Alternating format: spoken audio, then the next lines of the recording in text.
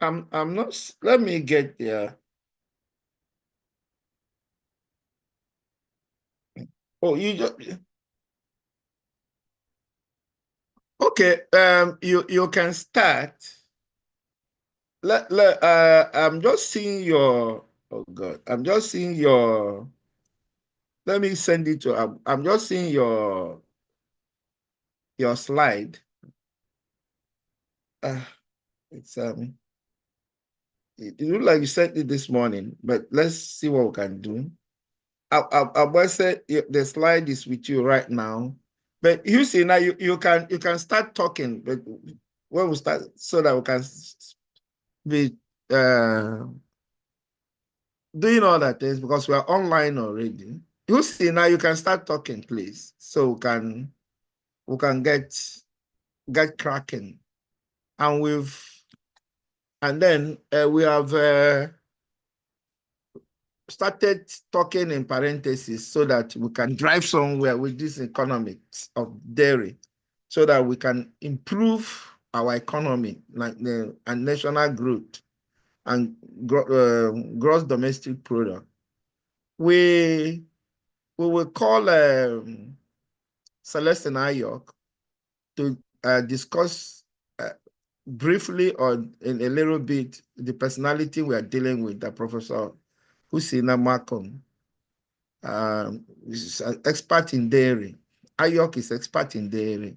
Ayok has had his own dairy in the jungle. Now we're having dairy economics. We have catalog of programs we are going to deal with on dairy so that we'll bring out the potentials. And as we are saying, we had said dairy is the economy of Holland. And because dairy is the economy of Holland, we can import the ideas in Holland to Nigeria. 95% of milk products we eat in Nigeria, we take in Nigeria, we consume in Nigeria, is imported. And meanwhile, we have the potentials, we have the land, we have the people, we have the cattle. So what's the gap? Maybe Professor Hussaina will seal the gap today. But be it as it may, Dr. Ayok, please. Okay. Let's discuss Hussaina briefly before she starts. Thank you. Okay. Thank you very much. Thank you all. Thank you, distinguished colleagues and professionals in the livestock industry and farmers. It gives me an honor to really introduce a very distinguished friend, fellow, Professor Hussaina Makun, who is a veterinarian, an animal scientist, and then a helmintology. Her first degree was in DVM in ABU. She did her master's in animal nutrition, and then she did her PhD in helmintology. She comes with a vast experience, having practiced, taught. We've done a lot of on-farm and on-station activities with her. So the experience Hussaina is bringing to the fore, it's quite huge, over 30 years. And she's known both national, continental, and international. She's done a lot of work on United Nations, IEAE in Canada, IDRC, Consultative Group of International Agriculture Research, World Bank's African Centers of Excellence. She has had several important positions during her professional career. Among those positions are sectional head, College of Agriculture and Animal Scientists in Mondo, where we had first interaction with her when I was with Ilka. That's in Mondo here. That was in 1993 to 1996. She was a principal investigator, Tertiary Education TED Fund 2020 to 2022, Assistant Director of Research, National Animal Production Research Institute, NAPRI, 2016 to 2023, Environmental Safeguard Officer, African Center of Excellence for Neglected Tropical Disease and Forensic Biotechnology. She's held that position from 2014 till date. Professor Hussaina has served several academic and research bodies in Nigeria on a regional and continental level in terms of committees. She's been involved in a lot of committees, including Quality Assurance Committee, ABU Zaria since 2015, Anti-Corruption and Transparency Unit, Ahmadu Bello University, Zaria since 2016, African Center for Excellence in Neglected Tropical Disease and Forensic Biotechnology, Ahmadu Bello University from 2014 to 2017.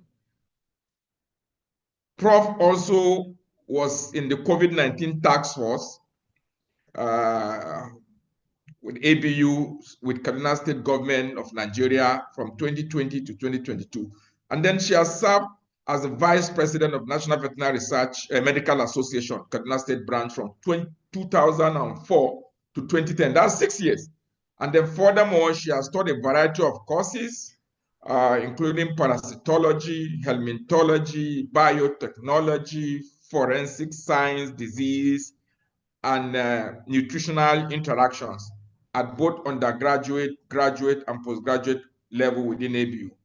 She has supervised, I think to her honor and accolade, she has supervised and advised at least 15 master's and PhD students since 2009. Quite a very rich resume.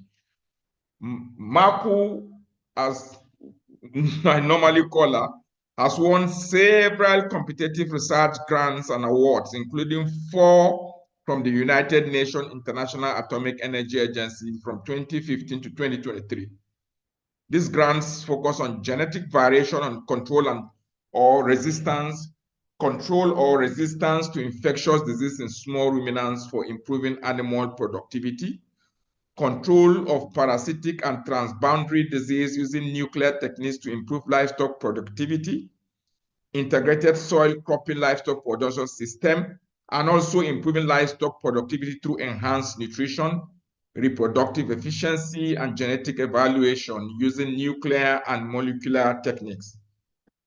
Above all, to cap it again, in 2007, she won a 12-month Fulbright visiting research grant at Baker's Institute for Animal Health, Cornell University. That's quite a big feather. You know, Cornell University is known among the top universities in the New York, in the US, and she got that award, and she went and did a study there for 1 whole year.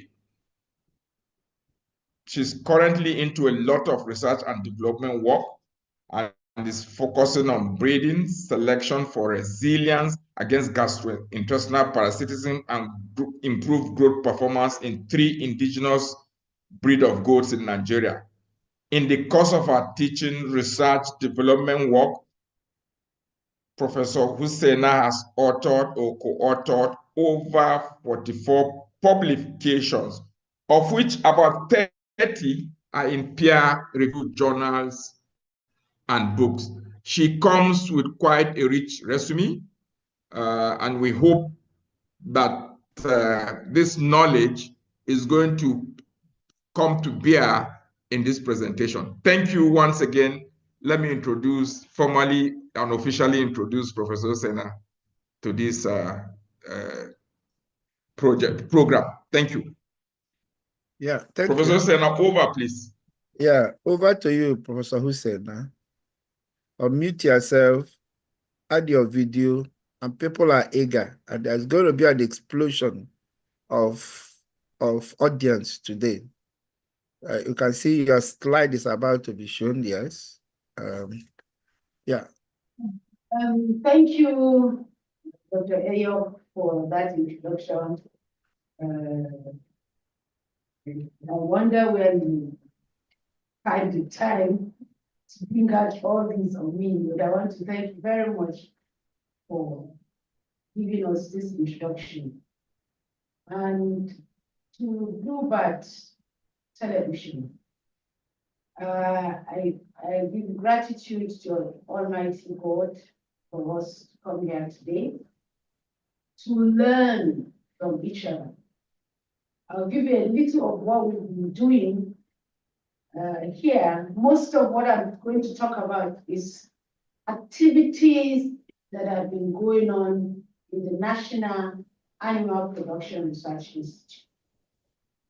and it is my pleasure now to commence this meeting to the glory of God. Please, first slide. Yeah, it's here with you. Yeah. The first slide, there's a calf there. We call it 1699. I'll talk more about the calf when I go into the webinar itself. So 1699 is a male bull calf that was born here. And the data that I have on calving, rearing, hyper rearing, and adult rearing cow is coming from both 1699 and is down. Next slide. What's the next slide?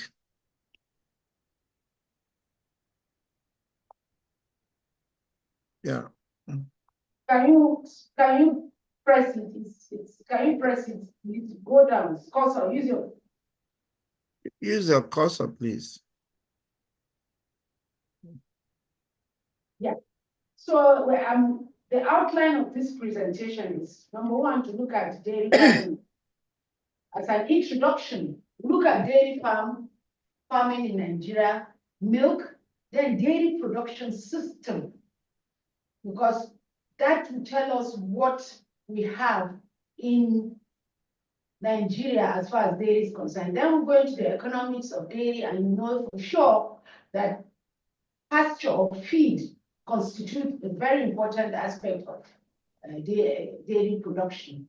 And then we look at cattle cost analysis, dairy processing, where we're going to look at the cost benefit ratios of one product, yogurt. And I'm going to look at it on two areas, with fresh milk and with powdered milk.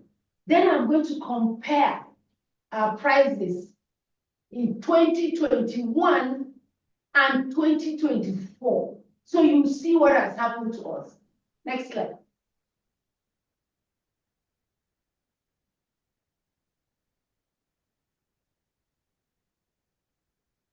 Can you drop your cursor again?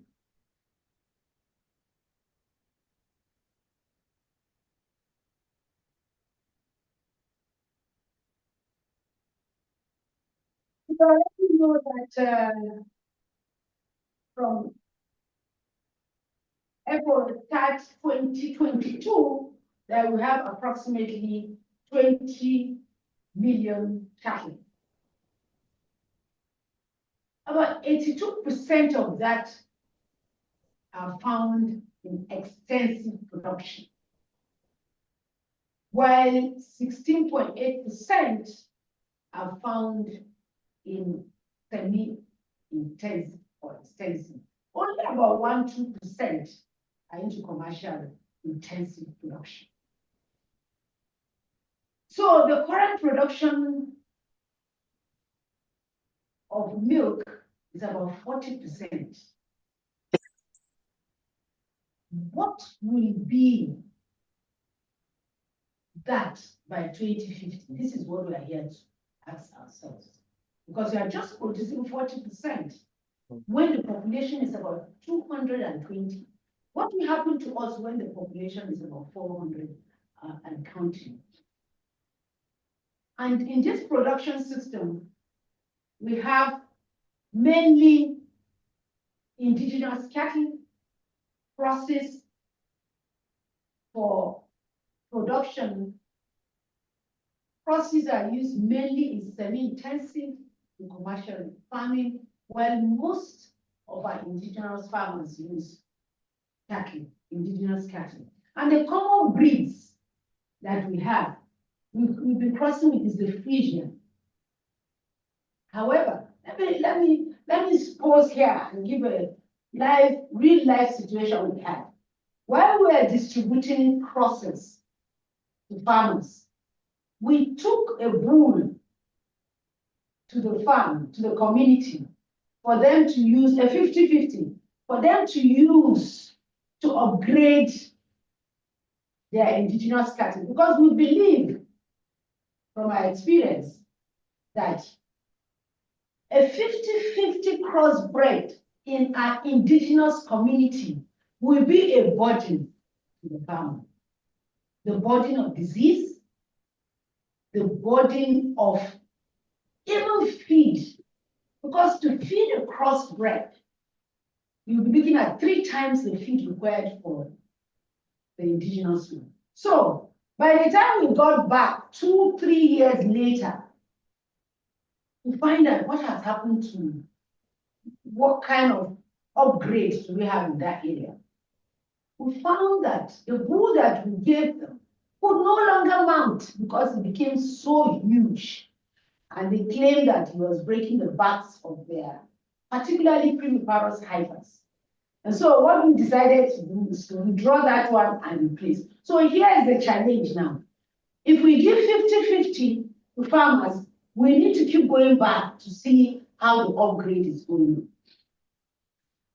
However, it is also about time. When we saw that, we realized that it is also about time we looked at other dual purpose genotypes that could translate for milk, 2 of which are already being used, particularly in the Francophone West African countries. There's a lot of jerseys that are going. And of course, the cemented being its dual purpose, even in Europe, a lot of farms in parts of Europe are now using the cemented as their milking cow because of the addictive effect in terms of beef for bull cows, because that would ensure that you have some kind of income coming in while you are raising your livestock for milk. So what are the milk products we have? We have milk itself, we have soy milk, no around here, we have yogurt, local butter and cheese, we have wara,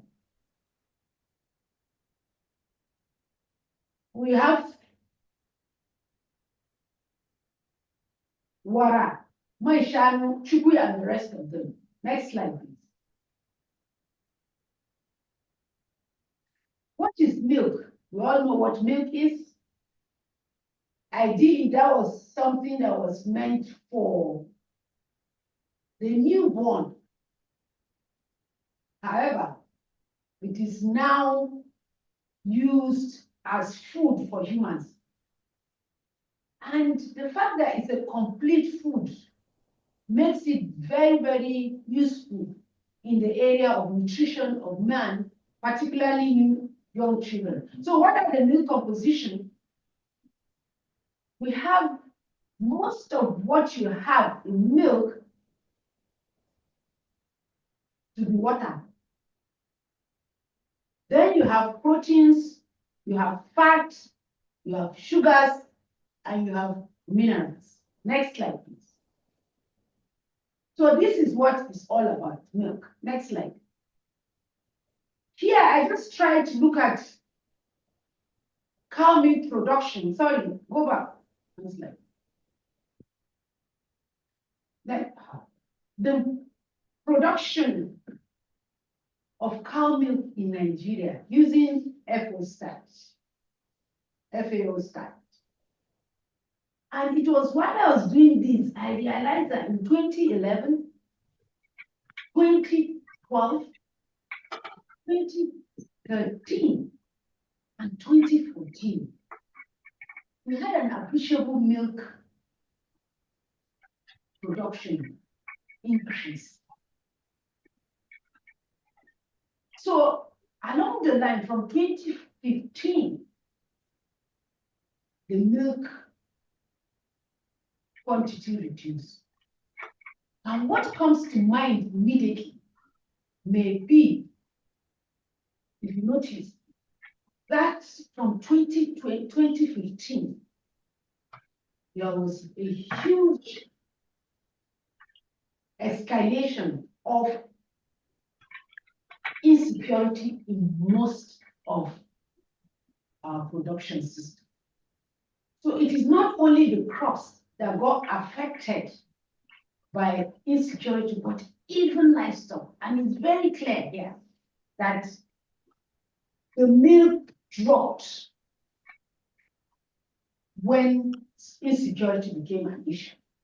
It therefore means that for us to continue, for us to bring to life milk production, the answer to insecurity must be obtained, because we are going back the wrong path. Thank you. Next slide.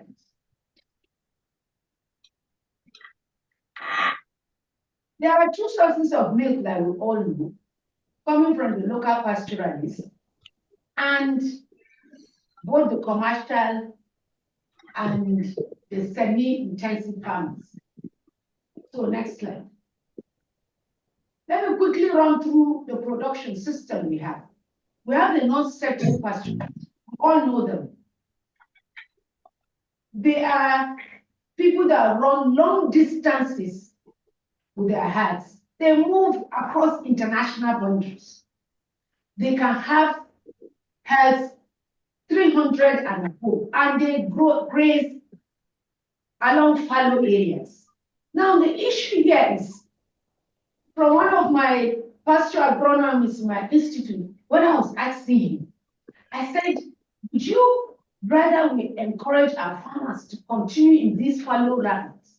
He told me, he said, Hussaina, by October, November, by September, October, the crude protein percentage in the fallow is less than 5%. So indeed, what are those animals eating? The output here is maximum 1 liter, particularly during the cropping season, because that's the time you have grass everywhere and animals can have their fill with that.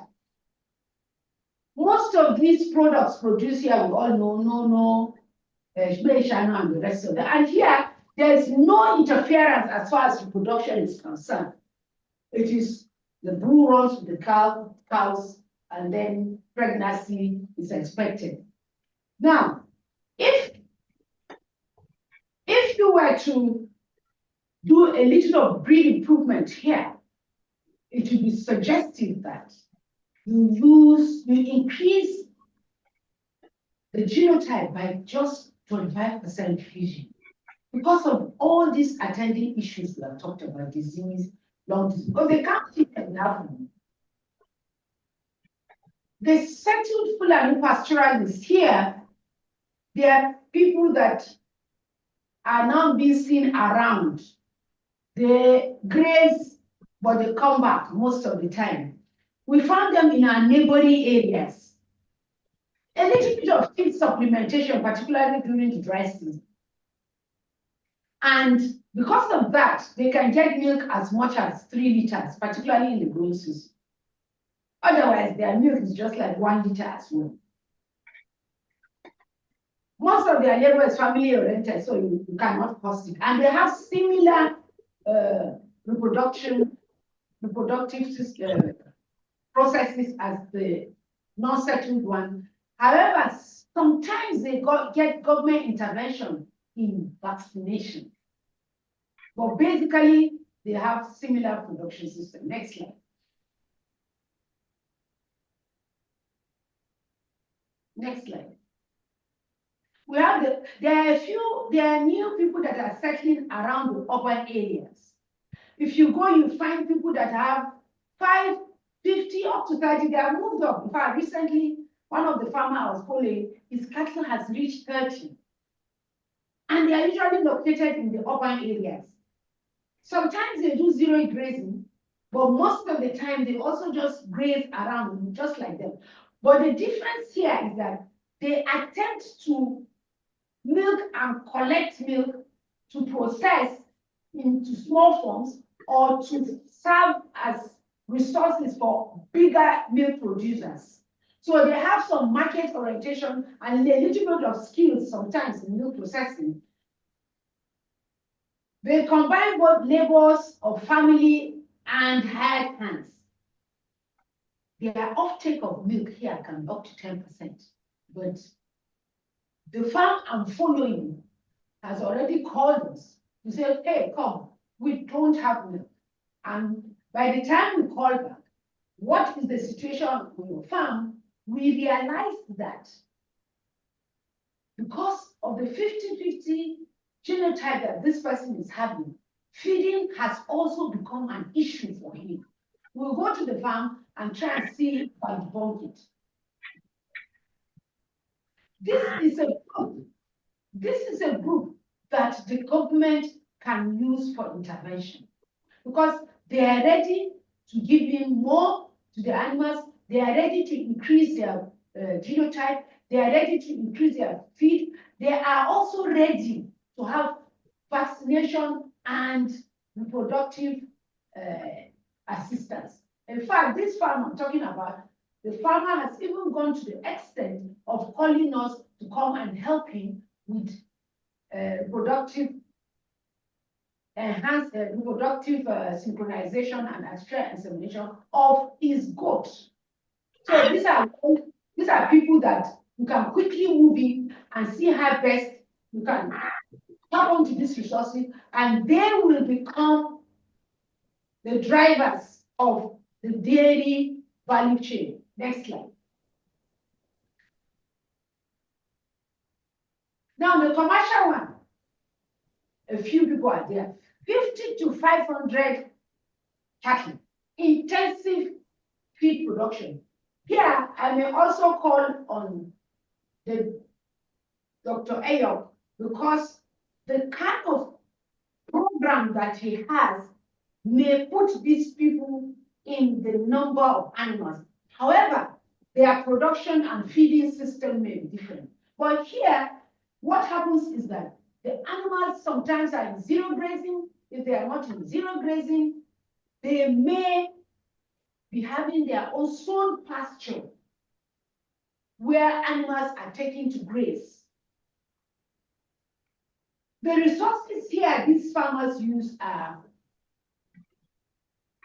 pasture fields, they have concentrates, and most farmers here use either purebreds or crosses, Bonaji Frisian, because either Nigeria has a policy of, from the breeding policy, is Frisian and Jersey.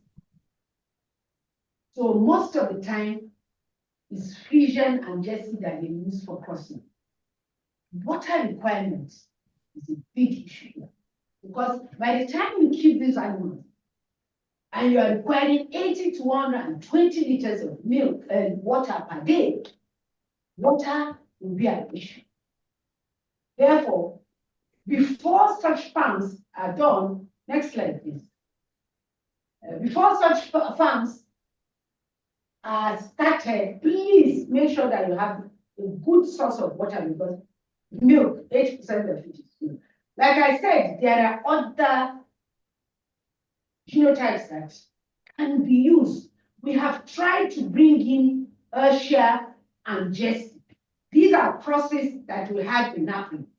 And from the foregoing, we could see that this being used, the feed intake is less, and the milk yield is indeed highly above the one from the local and indigenous group. And they tend to be more resilient when it comes to the climate challenges. Their susceptibility to disease and heat stress is less. Like I said, the West Francophone countries are using mainly the Jesus in terms of their cross. Next slide. Now, here's the crux of it. What do we need to consider when it comes to dairy? We have different components to consider in dairy economics. Some of them being fixed and variable. The fixed ones, the buildings, the equipment, the vehicles, and all that can be taken care of by depreciation. So I'm going to concentrate on the variable cost. the cost of feeding, which will affect milk price and its products. And in so doing, I will go and take a look at all the feed well.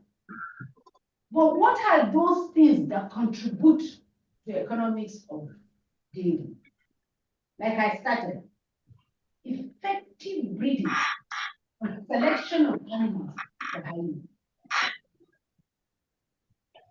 A cow must give you one calf per year as a farmer. If you don't have a cow giving you one calf per year, you're already losing money. She's going to milk for 305 days. You rest her 60, you inseminate her, and then she's coming back. So within 1 year, you have a calving. That said, make sure that while you are having your indigenous cattle, you ensure that all animals that we consider as repeat breeders, by the time you keep breeding her 2, 3, by the 4th time, please take her out. Because at this point, you are losing money, feeding her every year and not getting anything in return. The cost of feeding, like we said, is already close to 60 to 65%. That's why we're going to dwell on it much. If you include green forage into your feeding regimen, it tends to reduce your cost of production. I'll get there when I look at napier grass. It will reduce your feed cost. And try to avoid feed ingredients that compete for humans. By the time you have maize, the ration that we design should be one that you have limited use for it. Otherwise, with maize at over 100,000 per 100 kg, you have a challenge of your milk. But there are other ingredients that can be used. Please stay on that slide. The sound business strategy to dispose your milk is crucial. We have learned from what Dr. Ayok taught us last time. You should be up and doing, otherwise you will have a lot to do with post-harvest losses, and that will reduce your profit or gains when it comes to that. Effectively manage your labor, and one thing that is beginning to help farmers now is the sale of manure.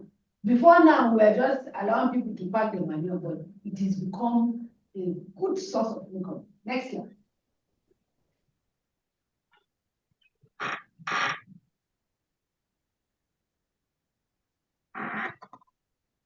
Next slide. So like I said, the variable costs are costs that it is something that is used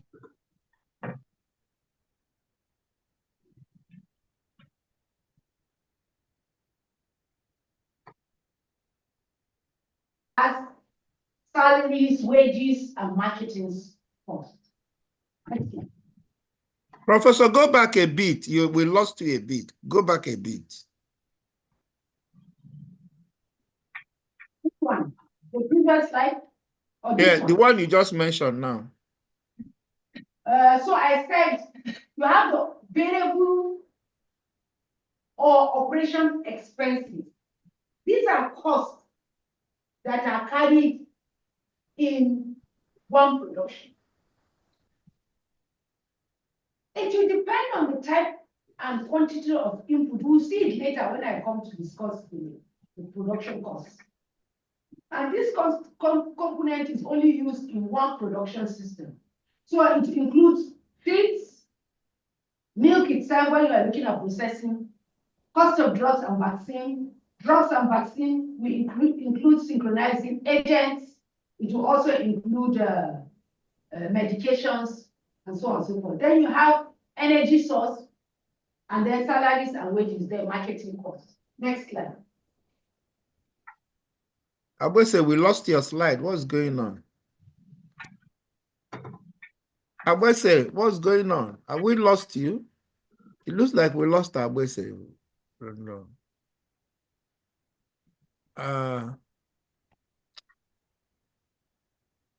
So Yeah, where's Abwese? I lost that. I lost my system. I'm bringing it up. Okay, bring it up now, please, fast.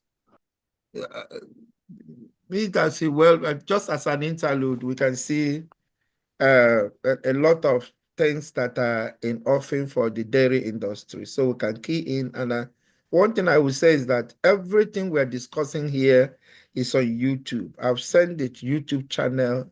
I'll move it to other platforms for people to share. Those who are not in that platform, please, those who share them to you, please share them to the other platforms. And as you are sharing, be resharing to other people, because these are things we are saying are fundamental.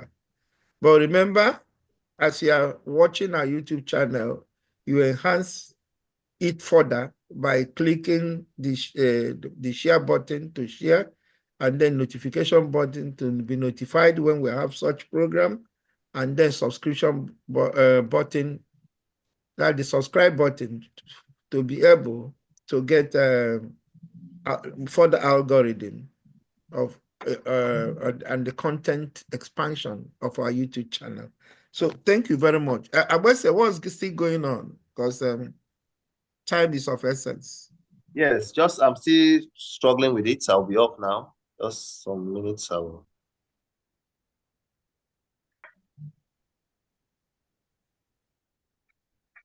Okay. Do I, I'm not too. Do I share from my own side? Go ahead. Let's see if I can come up. Fine. I'm still struggling with it. I don't know why the network just vanished. At what slide are we? Slide what? Pasture cost analysis. Is it here? Next, that one. Okay. Okay, so here, this is where it starts getting interesting. What I've done here is I've picked 4 pasture species grasses.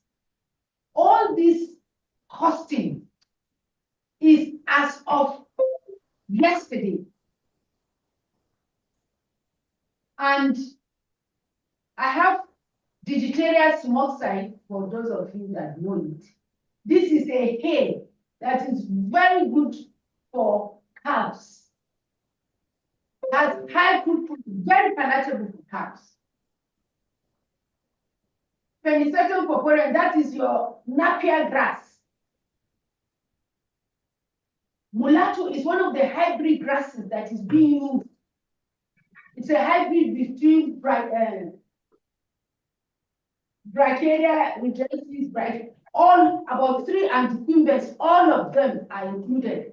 Then the Chloris Guyana's is if you heard of Saudi Arabia, all the other China looking for grass to buy, this is the grass.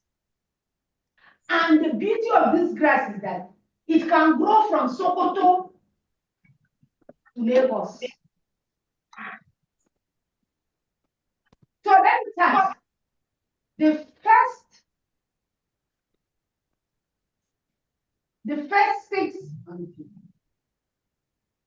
first 7 columns are similar because this is the cost of fencing. You need chain link, you need angle iron, you need straining iron, you need binding iron, you need sand, gravel, cement, labor, including transportation. They are similar. So this production cost is for 1 hectare land. And you can see it's common, chain link and all that. Under the total, I have captured forestry because 2 reasons. Climate change. With climate change, what they have taught us in one of our recent training is that we should increase biomass by using a story building approach. Story building means that, like humans, you move up to accommodate more people. So the same thing here. You move up. You move up to accommodate more biomass. So you have a situation like in Brazil, what they are doing is you have a hectare. Towards the periphery of the hectare, after planting the grass, you'll plant browses, Gliricidia, Lucina, and the rest. After the browses, they will now plant trees. So you have 3 stories: grass, browses, and trees. What happens is that by the end of the dry season, the grass is gone, the browses are green, the trees are green. But here's the issue again. You are using this system to control and make your pasture sustainable climatically. But there's another reason again. Recently, farmers that have used angle iron and barbed wire to fence their houses, their pasture, come back and find no angle iron. Stolen, removed. So this is the other reason why farmers will be advised to use trees. It therefore means that before you want to go into your dairy production, 3 years before that, start planting trees. We have somebody in Nasarawa who did that too. He started with the tree planting, and by the 2nd year, we were able to use just barbed wire across. Perfect. Now, the land clearing also is similar, it's 1 hectare. Seed and seedling, that's where it differs because it's based on the cost packaging. Normally, you use between 25 to 30 kilograms per hectare of land. But also the seeds vary in cost. You can see like clothes, the seed is different. It's like 4,000 naira. If you come to Napier, the seedling is 300,000 because it is not seed, it is cutting. You cut it and you transplant, and each cutting is about 30 naira. So the planting, the herbicide, fertilizers, they are also similar. Harvesting the same.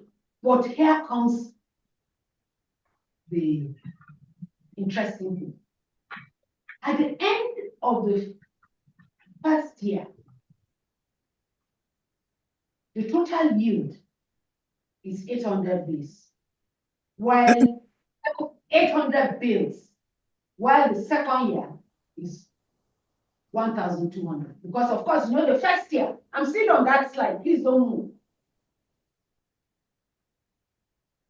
So what I want you to look at the total revenue at the end, the last column. With digitated smoke side, in 2 years,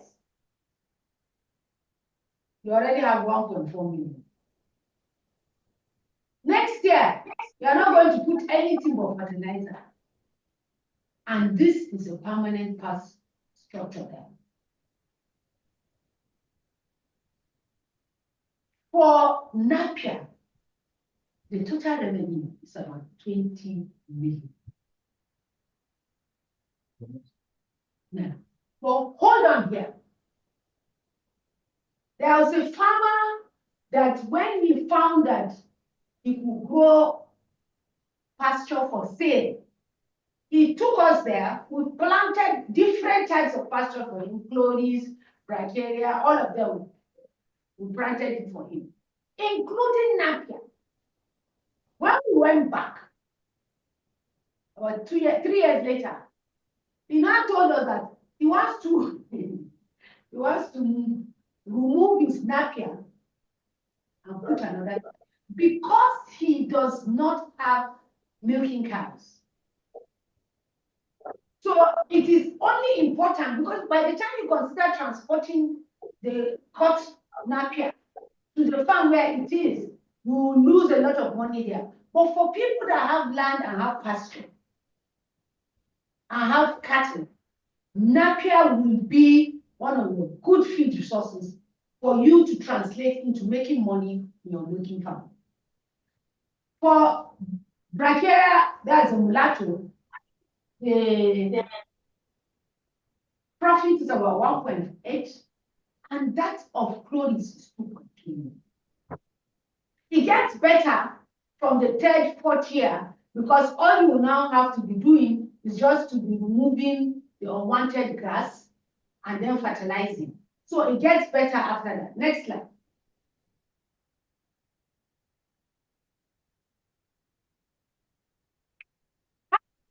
This, and I decided to look at the top of concentrate for 3 groups of dairy animals. Calf.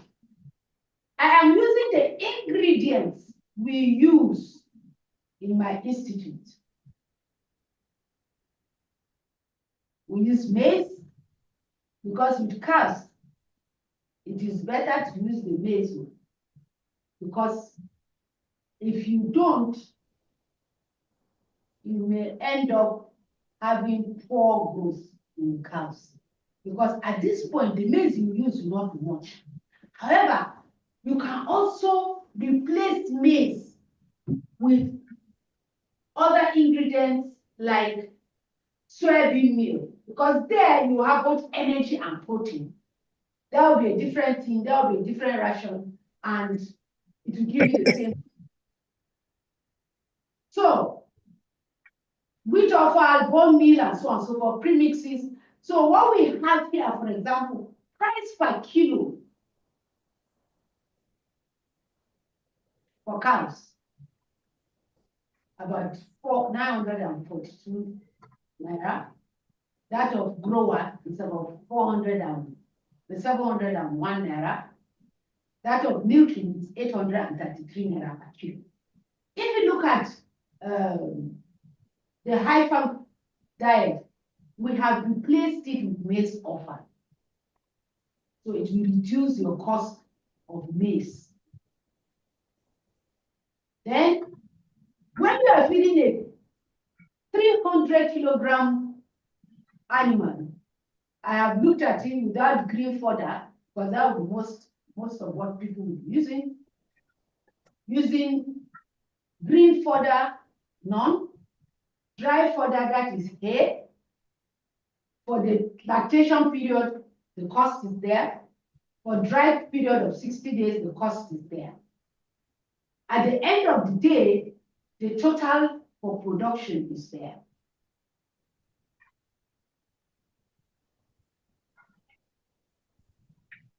Next slide. Next slide. Okay. Now, this is what it comes to. Cattle rearing cost. The age is in months. 0 to 3 months, 4 to 18 months, 18 to 30 months. Here we have the cost of the feed they consume. And so if we take cow, for example, she's eating both concentrate, hay, but she's also taking milk. And the medication to her, the electricity, the water, the labor cost, she's not used, we don't synchronize her. So that cost is not there because we're taking care of the medication. Then the total, this animal, by the time she's 3 months, she's being sold for bites. The bull calf is sold for about 600,000. The heifer calf is sold for about 700,000.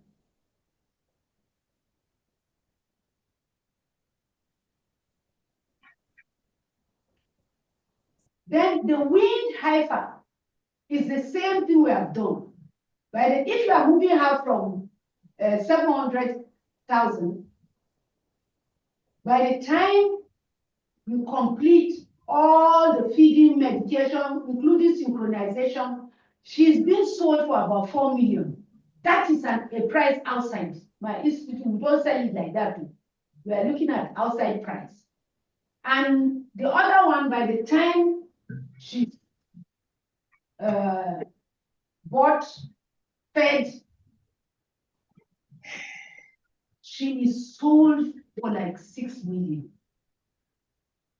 The difference in profit is not much because it's outside price. However, from there, you will also be getting milk from her daily. That's why I put milk in bracket, because there is no farmer, let me repeat here, there is no farmer that will sell his heifer. No farmer. Any dairy farmer that you see selling his heifer doesn't want to do. Because that is your treasure. Like the normal full animal, if you go to the market, you will never see its female animal, except if she's not well, except if she's sick. So likewise here, if you are a dairy farm, nobody sells his farm, his heifer. But some institute may be allowed to give such for breeding food. But most of what we do is to encourage farmers to use bull cows to improve their additional strength. Like I said, 20% increase, 25%. You can even go to that 7.5%. But let's stop at that. Next slide.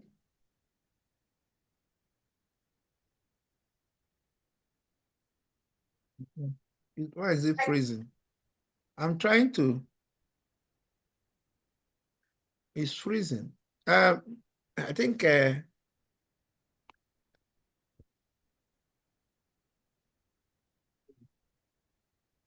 it this one? No. Huh? No. One before it. This one? That was This one, cash flow. This one. You moved ahead. So the recurring cost I put here. Green fodder, if you put it, feeding lactation period, 1.0 million, feeding dry period, 198,000, veterinary and AI, 100,000, cost of water and light, total about 1.36 million. Look at the revenue now. If that cow gave you a bull cow, you are selling it at 600,000. The heifer at 700,000. But like I said, don't sell your heifer. The milk that you are going to sell, we use like I said, we use one of our animals. You drive at this. The total amount of money that will accrue to you when you sell this milk is about 3 million at the end of 305 days. The manure from her and her cows before it's weaned will be about 300,000. A total of 4.1 million. This is the profit from one cow. That is why in places like India, Kenya, Tanzania, Uganda, if you have just 10, imagine 10 milking cows. At the end of the year, it's like 20 million. That may be my retirement, as the professor said. So I agree with Dr. Charles Ibe that this is the way to go, because we are sleeping on a large chunk of money in this country. Next slide. So we finish with the cattle.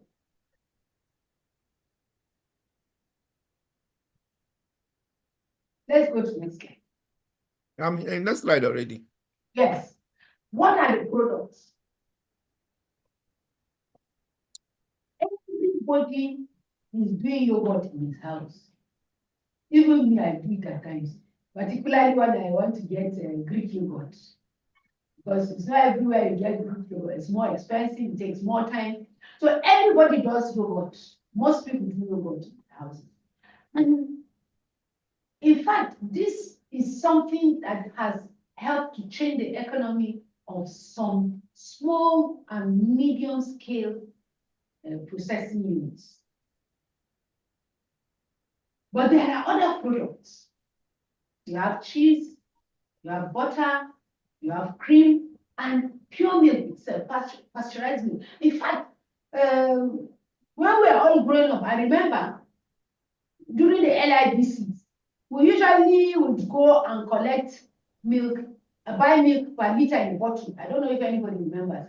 In the LIBCs that time. In fact, one of my friends was telling me in Shika here, now we will come and put it in the classroom in front of their class, 1 liter. So fresh milk is also a product. But here we are mainly used powdered milk. I don't know how the fresh milk is. Next slide. So what butter, we all know what it is. All I try to do, since this is going to be something that will be on video on the TV, I just try to bring information that will be of help to people. What are the contents? What do we have in butter in terms of constituents of it, protein, fat, and the rest of it. And all it is actually milk fat that has been pasteurized and allowed to cool, harden, and keep it. That is all. You can add salt and you have your butter. Next slide. Cream is also full fat milk. And it is just heated. You remove the cream, you use a centrifugal force and churn it, and you have the cream layer. And you pasteurize it and package. The compositions are there. Next slide. Yogurt. Pasteurized milk. At this, we do that long time. Low temperature, you have high temperature, short time. Then you allow the milk to cool down. You pasteurize it. You process the milk, then you incubate it using culture for 3 to 4 hours. Allow the product to cool, stir, and pack it simple. If you want to use Greek yogurt, you come back and remove the liquid one. So you have a solidified yogurt. Next slide. Cheese. That's the one we have here. It's just you add an enzyme there to the milk mixture, which will now convert the carcinogen to casein, and the product is left into cuddles. And then you remove the liquid content and you heat. If you want to have more quality cheese, you remove more and more until you get to the consistency you have. Next slide. So let me start by what we do. I'll look at it in terms of other areas, powdered milk. Then we'll come and compare. This is 2024 cost. We have looked at it based on 500 mils of fresh milk. And you can see the percentage of, for example, what is made up of the percentage that is of milk. The percentage is 36.3% of that product. 36.3%. Sugar is about 21.5%. But the actual cost is the one that you see in the middle. That is, the bottle is about 114 naira. Fresh milk will come to about 333 naira per 5. Because 1 liter is about 700. So half of it is about this amount. Then sugar, culture, everything, including gas, end of production, to produce 500 milks using bottle form, you will require 917 naira. When we go to the 2021 price, you will see what has happened. Because the gas, the fueling, everything that you have here, the sugar, everything just went up, including the milk.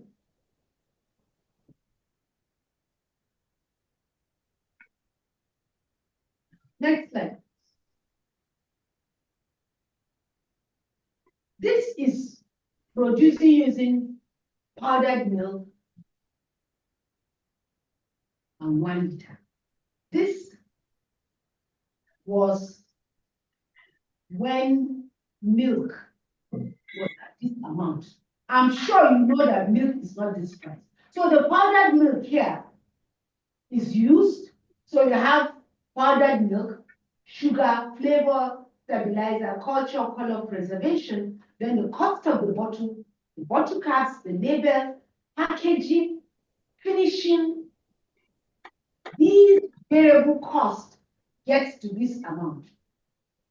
And then you have other price costs of wages, salaries, chemicals, fuel, repairs, power, and the rest of it. At the end of the day, in 2021, your cost of production of 1 liter is 578,235, 1,000. And 1 liter is about 500, and you are selling that time at 900.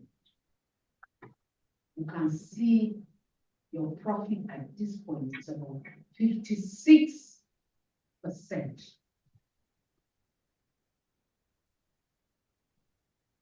Let me compare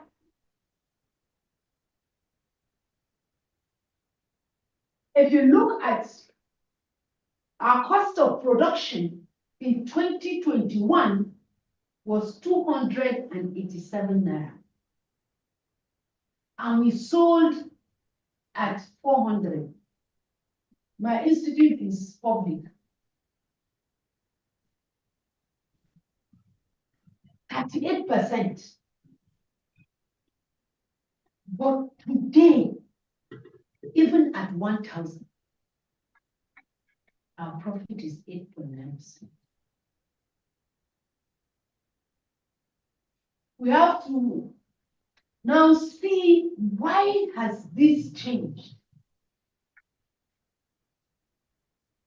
Look at the cost of milk. It went up by like 300%.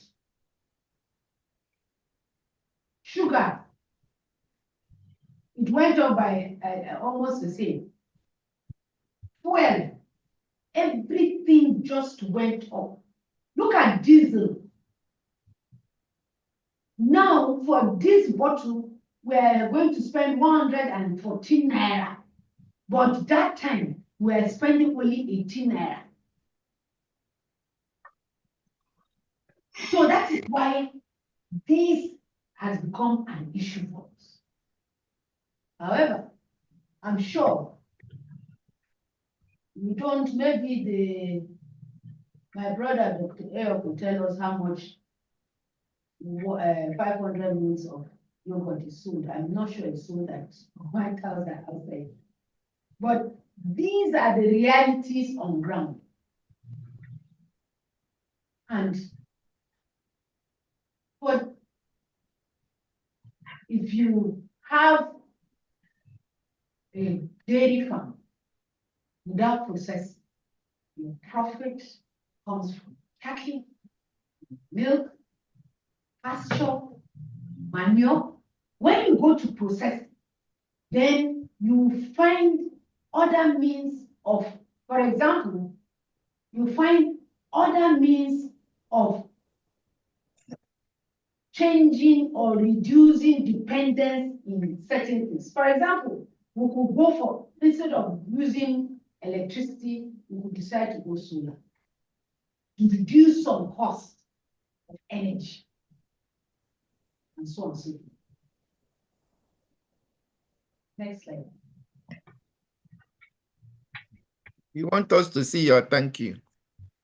No, the reason why what I want you to see is, if you remember my first slide, this is the pool, 1699. So you can see how much in 3 years you can change and make a lot of profit.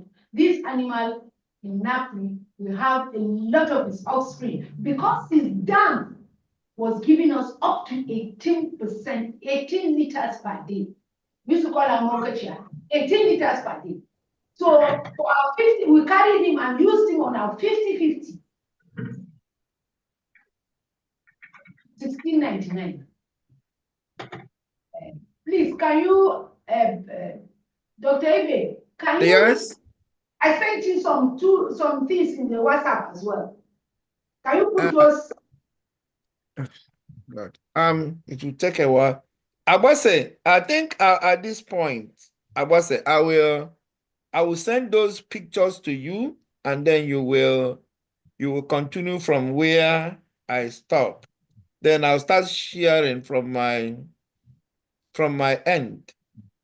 Yeah. Yeah, I'll start sharing from my end so that you can be able to share this one. You are more technical than me. I accept areas that you are better than me, but I'm older than you. In those two slides, please, I sent to you. Yeah, you sent it. I'm sending it to Abese to share. Okay. I'm sending it to Abese to share. But if we can't share it, then I know what to do. Yeah.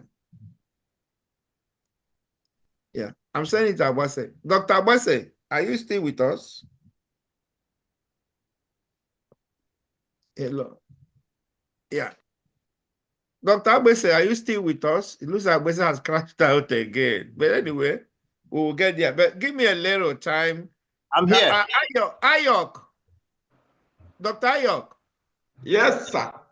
Start responding before I come on board. Don't worry. Okay. Professor Hussaina, a very big thank you for the wonderful and insightful presentation. I noticed some chaps were asking questions, but I don't want you people to get too carried away by those profit that was being declared, because in a real dairy farm, there are other costs you need to put in. What was exhibited was the gross margin. Normally, when you project gross margin, it's the total cost by subtract by the variable cost, it gives you the gross margin.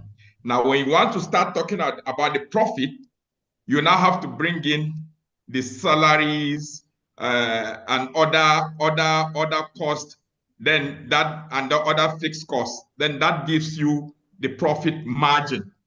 Then before you now go to the net profit, that's when you now bring other finance costs. You now bring in depreciation cost. You now bring in insurance cost. Okay, but the good thing about what she presented is in your cash flow projection, once you have a very good gross margin, it signals to you that you are going to make profit. But when you do your cost benefit analysis and you notice your gross margin is quite tight, that is the selling cost minus the variable cost, by the time you now add the fixed cost and other finance costs, it's going to hit you seriously. So yes, Prof, well done for this presentation. And then when it comes to the issue of the dairy components too, quite good, interesting presentation actually. Yeah, and if you notice the NAPRI issue, I can assure you in real commercial processing yogurt production, because I produce yogurt, by the time you bring in salaries, that 8 point something percent or what, it will wipe you out. So you are running that operation in negativity at a loss, because I note most of the salaries is being taken care of by NAPRI. Okay, by the time you impute some of this salary costs of those running that yogurt processing plant, even that little margin you declared will be wiped away. Okay, because these are some of the things you need to factor in. Well done, Professor Hussaina. It was quite detailed, okay, quite insightful. And for me, I will now open the floor for more questions, answers, and comments and observations. Thank you very much.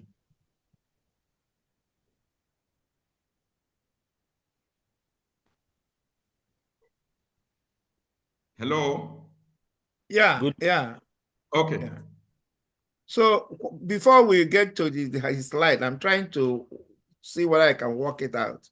But be it as it may, let's continue discussing. There are only 2 slides he wants to play one video and one still picture. So let's continue to discuss on so that we don't get distracted. But Amin Ishitu is raising his hand. Amin Ishitu, unmute yourself. Yes, good Yeah, morning. Can you hear yes. me, please, sir? We are hearing you, sir. Yeah, good morning, Dr. Charles Ibe and Professor Hussaina Makun for an insightful presentation. And good morning to everyone. Amin Shit is my name from the Faculty of Veterinary Medicine, Usman Ofodo University, Sokoto.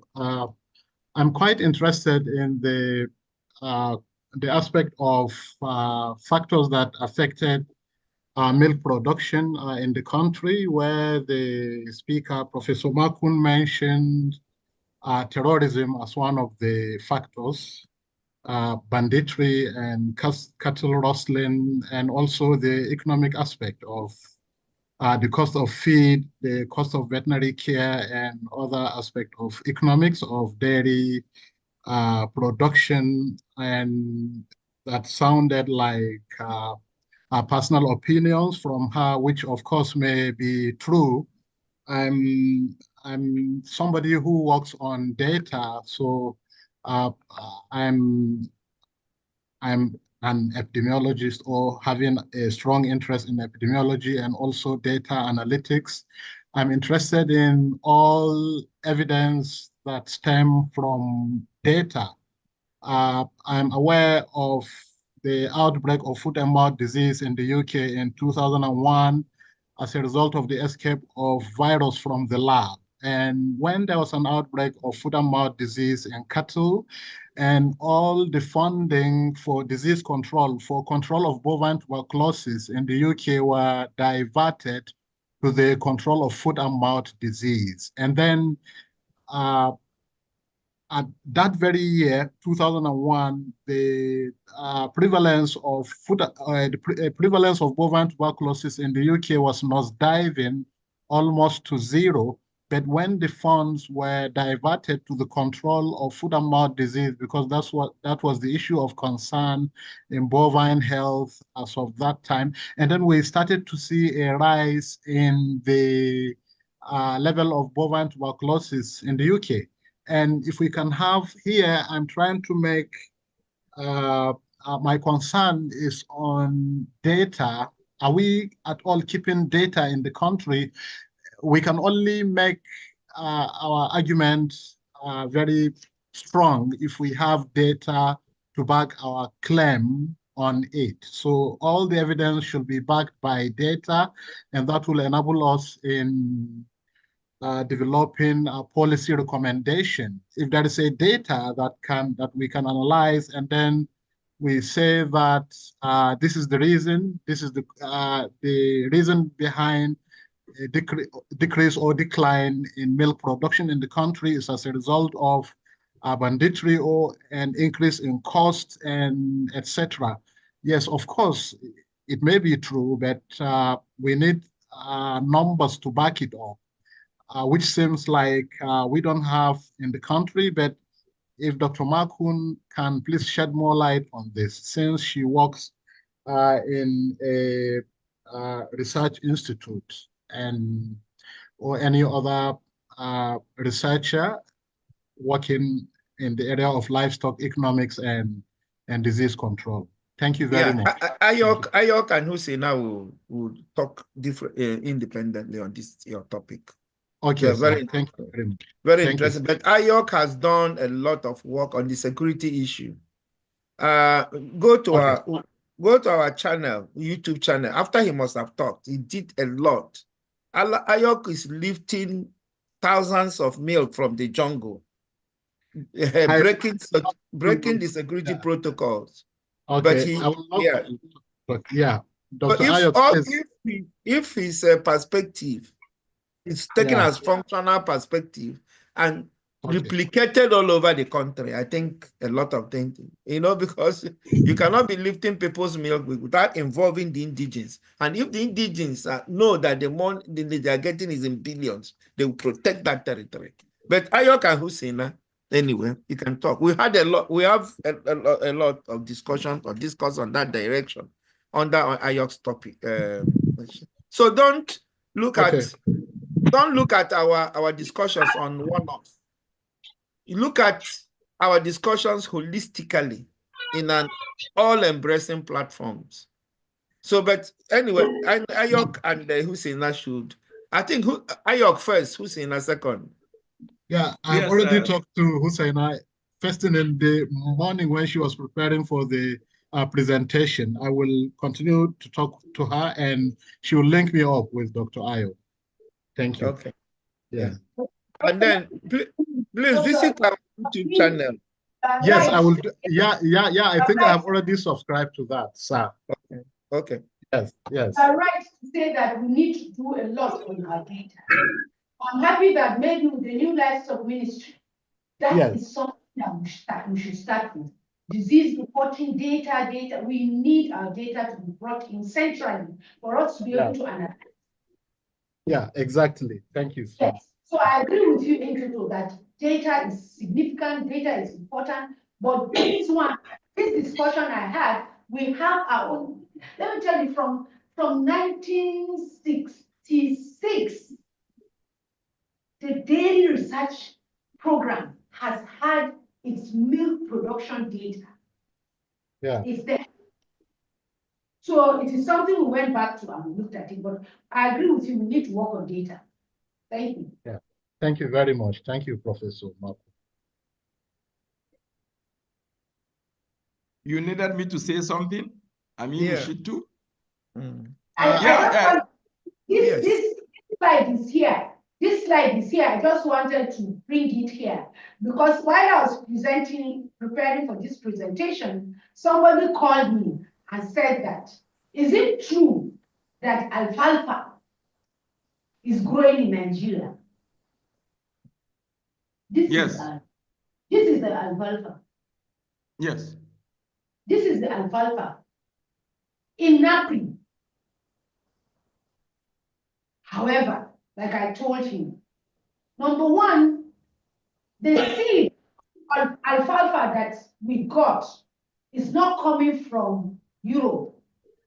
So the one that, because he was saying that they brought in and it's not working, the one that may have been brought and did not work may have been from Europe.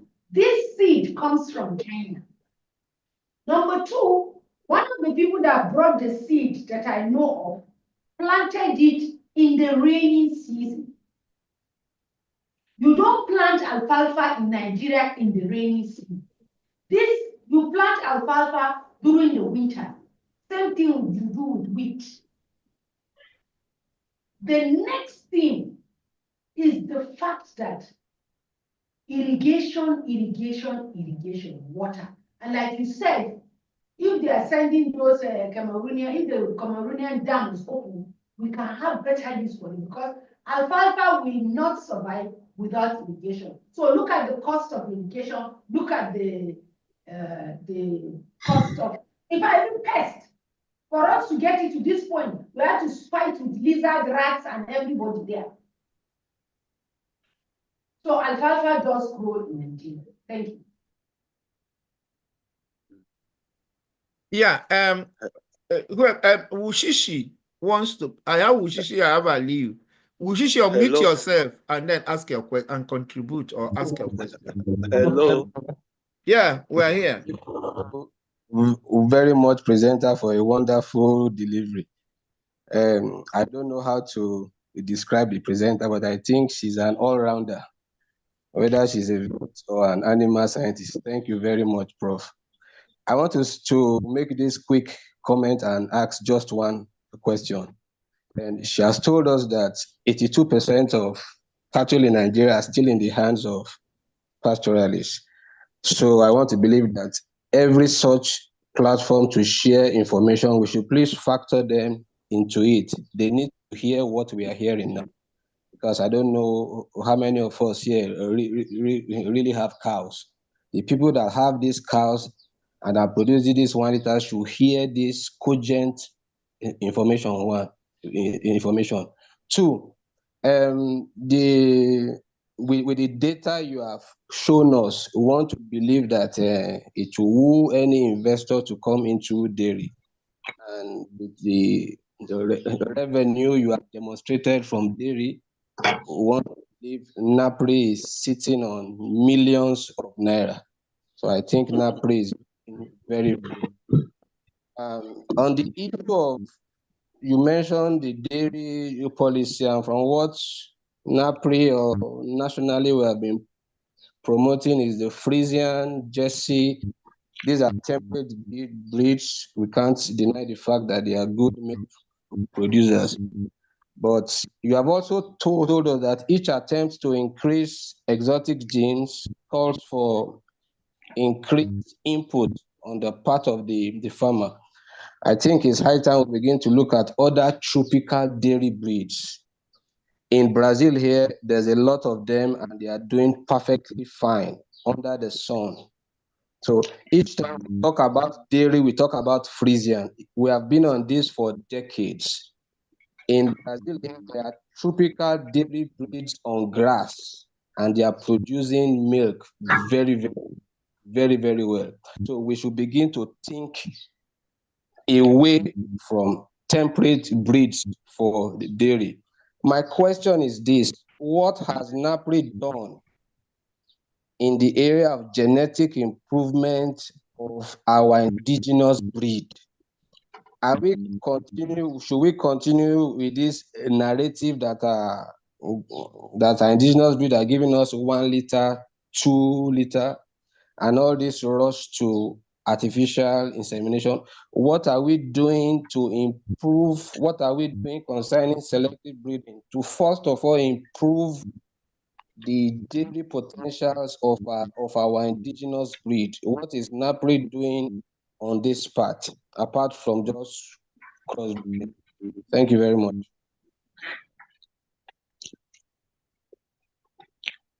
Thank you, Dr. Wushishi. I'm really glad that you are here. And I want to agree with you, number one, that indeed there are a lot of tropical dairy breeds that can be. One of it is the Gilolando, also from Brazil. The Gilolando and the rest of others can be used to improve dairy production in Nigeria. And I'm aware that some people have even started bringing these breeds in and inseminating. And that's what I'm trying to say here. Maybe with the new livestock ministry, we should be able to streamline what happens in our livestock production system. You go to a farm and the man has 3 or 4 different breeds of animals. He imported the semen himself. You can't do that in other climes. You have to follow them according to what the policy of the country is. So maybe with the new livestock ministry, we should be able to get to a point where if at the point of entrance, you are not bringing what you say you should bring, what should be brought, it will be destroyed or something. But let's leave that for the policymakers. Okay, I think, sorry, Professor Otaro. Okay. You comment. Wushishi asked a very important question. The people that own those 82%, how do they know? Some of us work with them. Some of us work with them I work with them almost on a daily basis. And we normally sensitize them, we let them know. So they are in the picture, they know what component of milk production contribution in this industry, they know about it. So yes, some of them, they are aware because we deal with them in cooperatives where they go to cascade some of this knowledge. For Gerilando, let me just comment on that. You're right, they are tropicalized, they are good, but we've not tested to see an adult Gerilando disease resilient in our own, because tropical, the diseases are different. Some of the endemic diseases in Brazil are different from the endemic disease in Nigeria are different. So we've not brought in any live adult Gerilando to test yet. What we have done is to bring the semen and do artificial insemination. So we've had offspring from Friesland Campina. We're monitoring that offspring. Okay, so don't forget, apart from, there are a lot of factors before you can now jump in and certify a breed. NAPRI knows that there are a lot of factors that come into play. One is the resilience of that animal in terms of diseases and conditions. So we're testing that. We'll see it as the new Ministry of Livestock has come in. I think there's going to be some importation of adult Rolando. So when we monitor that for about a year, we can now comfortably beat our chest and say, yes, Geralando can do very well in Nigeria and is resilient to most of our endemic diseases. Thank you.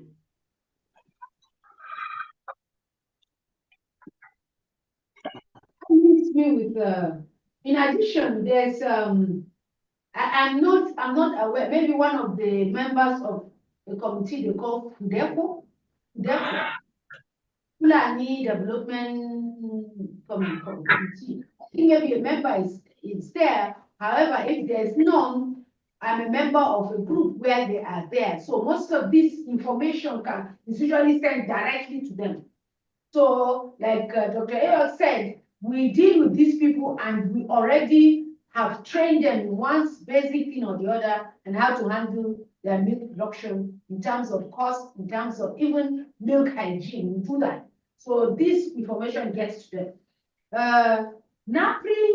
NAPRI has been working in the area of genetic improvement. One of it is being the fact that we use semen that comes in from outside the country to do that. But in recent times, we have in the dairy industry, in the dairy program, we have started looking at Bunaji cows to select for milk. And thank God, Dr. Ishif, you are aware that we can now fast track this using molecular tools. So we hope that it will not take us as long as it took other people to be able to quickly come up with animals that will be selected for milk, high milk yield, ease of calving, and the rest of it. Thank you.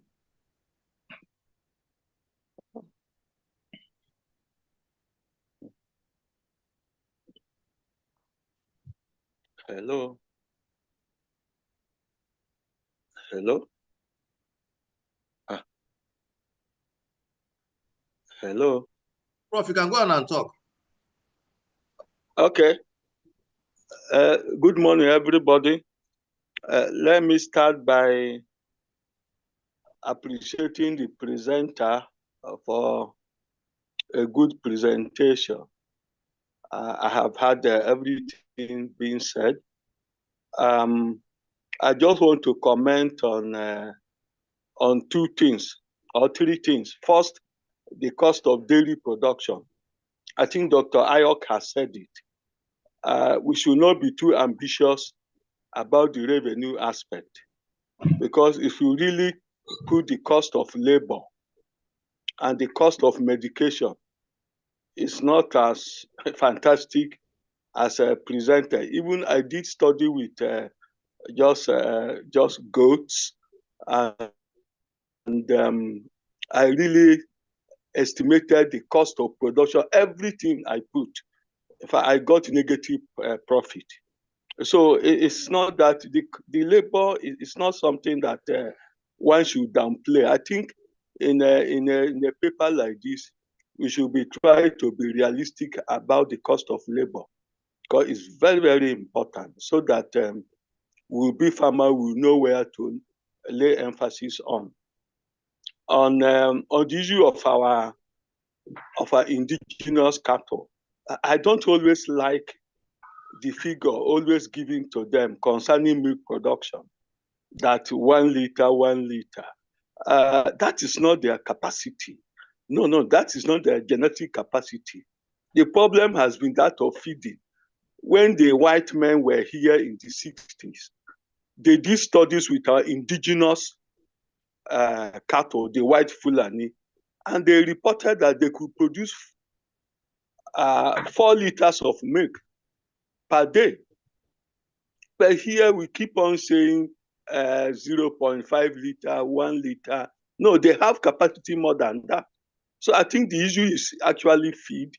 Whatever it is, I think crossbreeding is very, very important, as has been highlighted in this paper. It's very, very important for us to upgrade our animals to higher level. Like in Napre, as the presenter pointed, we could get up to 15, 18 liters of milk from the crossbreds. But when issue of feed becomes a problem, they will not be able to realize that potential.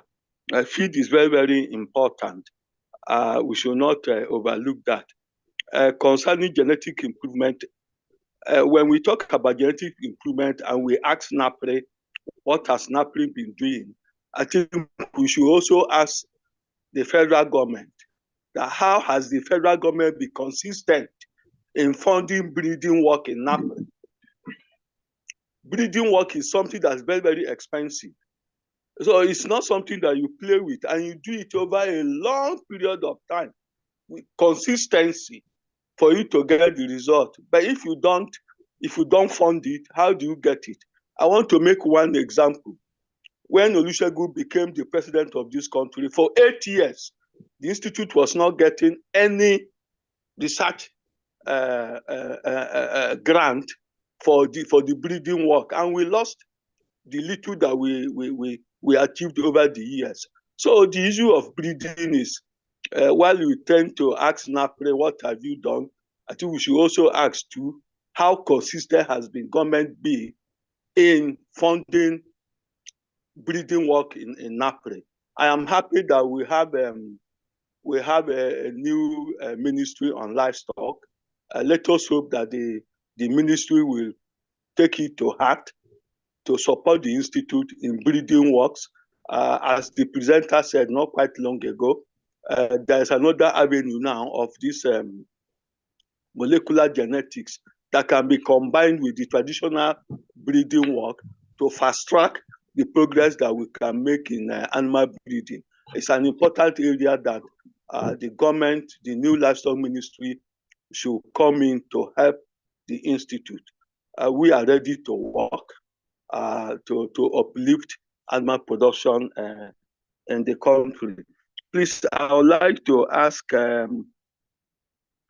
personal question. I had Dr. Ibe that we should link to the YouTube. How do you connect to the YouTube of this television station? I don't know, so that I can connect to it. These are the comments that I have. Thank you very much for giving me the opportunity to participate in this. Yeah, sorry, please. Hello, Dr. Eve. Sorry, please. I just shared, without your permission, I have shared the YouTube channel of Bluebird TV on the chat section. Just go to the chat section. There is something that says www.youtube.com/@CharlesEbe9987. I shared it some Okay. few minutes ago. Yeah, you will see it there. Before we reshare it go, again. We'll reshare it before we Okay, again. go, share it thank again. you. No problem. We can Yeah, even just go to tell YouTube chat. Yeah, you chat can even section. tell you blue, blue space Yeah. bat space TV, blue Okay. space. When you put it on the YouTube, it will pop Yeah. up. Blue Okay. Okay. BAT Dr. space. Ibe, Huh? Dr. Ibe, don't worry, I'll get into that. Okay, that's okay. In fact, I will send this video to Hussaina to share to everybody. So It's okay. that's it. Yes. So you don't have. Thank you very much. Professor Thank you. Taru, get your Gen Z boys to do it for you immediately. Simple. Okay. Thank you very much, sir. Now we have Aliyu Ilu. Please, Good, Aliyu. yeah, good morning, everyone. Oh, we are already morning again. My name is Aliu. I am a young smallholder dairy farmer, rather transitioning into dairy farming. I met Dr. Ayok at the World Milk Day event earlier this year. Uh, so I have a few questions. This has been troubling me because I realized that all technical and capacity building efforts have been more focused towards pastoralists. Understandably, they are the ones with the highest number of cattle, and much more productivity will be gotten from them, or rather, the milk output will be gotten from them based on the number of animals they have. But what I've been battling with is the fact that this technical efforts and everything has been going on for more than 40 years, but the progress has not been very encouraging. The results are there to really see what has been happening with regards to this focus on them. So I understand that majority of the efforts have been towards getting efficient, optimizing their production and off taking their milk. But with people like me coming up or transitioning into this and trying to come up with a model of a dairy farm as a business, I think some efforts should be made towards improving or exposing us to more technical capacity. In my own little capacity, with little I've learned from experience, I've been doing this for 3 years. I started in 2021, full dairy farming from the beginning of this year. That is when I started milking and selling my milk. But really, the cost, I was very interested in the cost analysis the professor was trying to present, because the cost of production really has been what has been killing my efforts. It takes a lot of effort, it takes a lot of passion for somebody to keep going with the amount of money that you inject into this.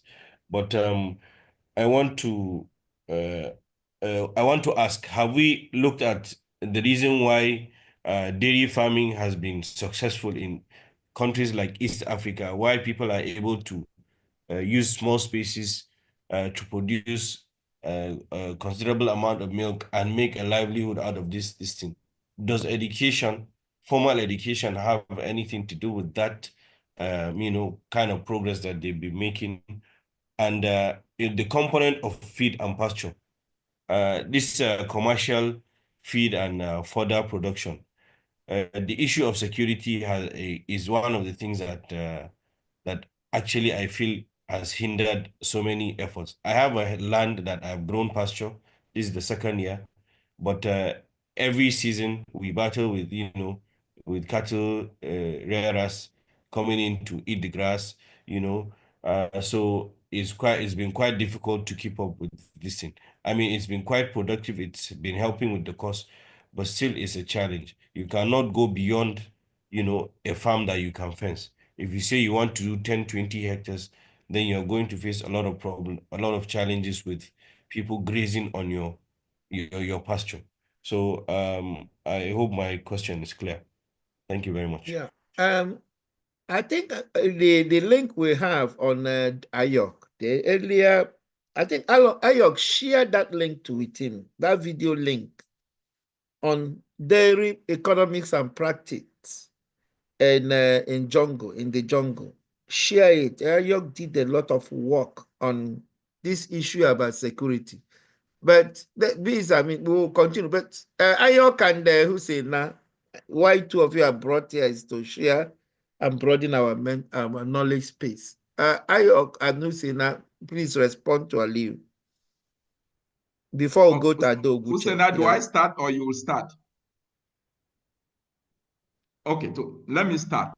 Aliu, based on my experience in the field, if you do like what you are doing, peri-urban, where you pay staff salaries, you pay running costs, the least you can sell a liter of milk will be about 900 to, if you want to make money.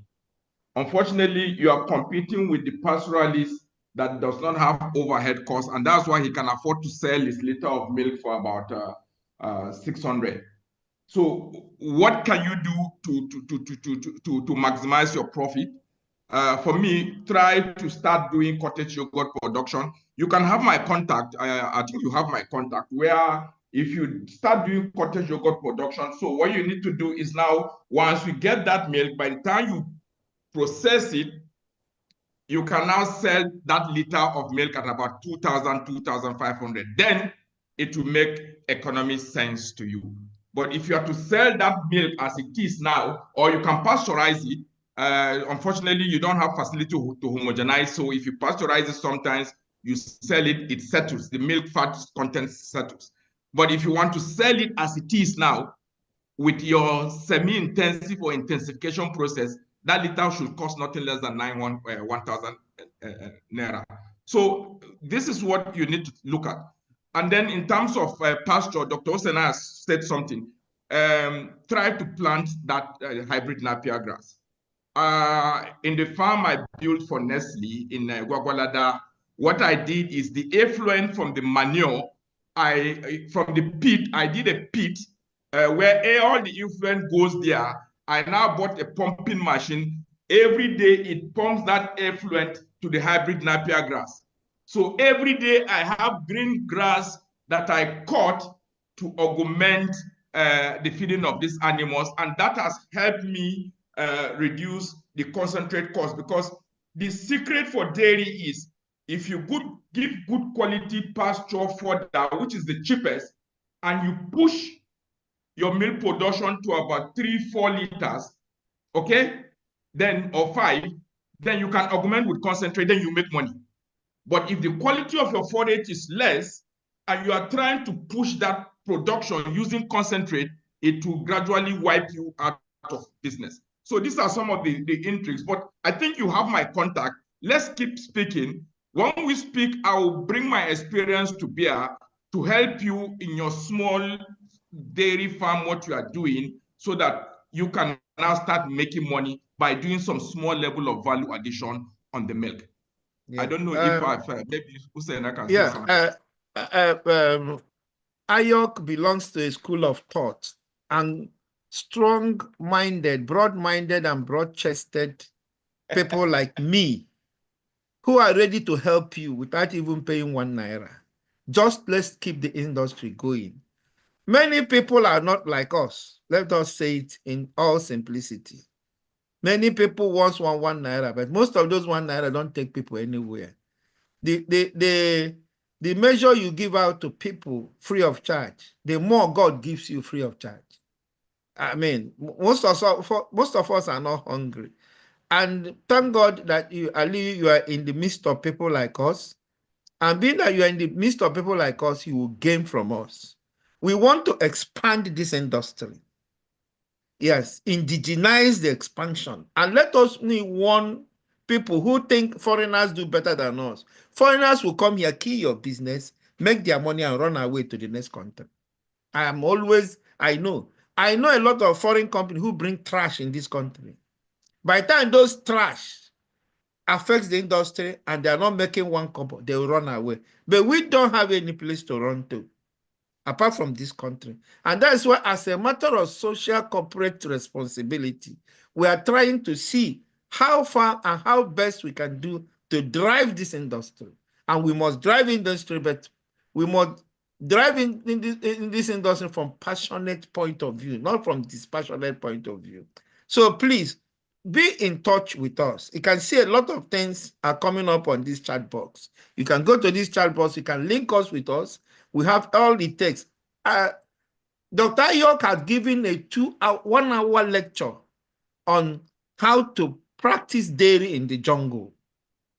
And he was able to safeguard a lot of places because he has indigenized the economics of dairy in those areas that people, the inhabitants are making a lot of money and they are fighting it with their last blood. So you go and watch that video and try to key into Ayok's philosophy. He's doing it for a multinational company like Nestle.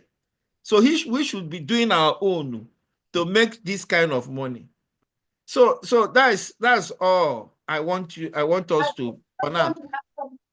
I just want to ask Dr. Liu that why wouldn't such farmers like the ones he's talking about, why wouldn't they also form a cooperative? Because the way that they are helping the pastoralists is putting them in one place.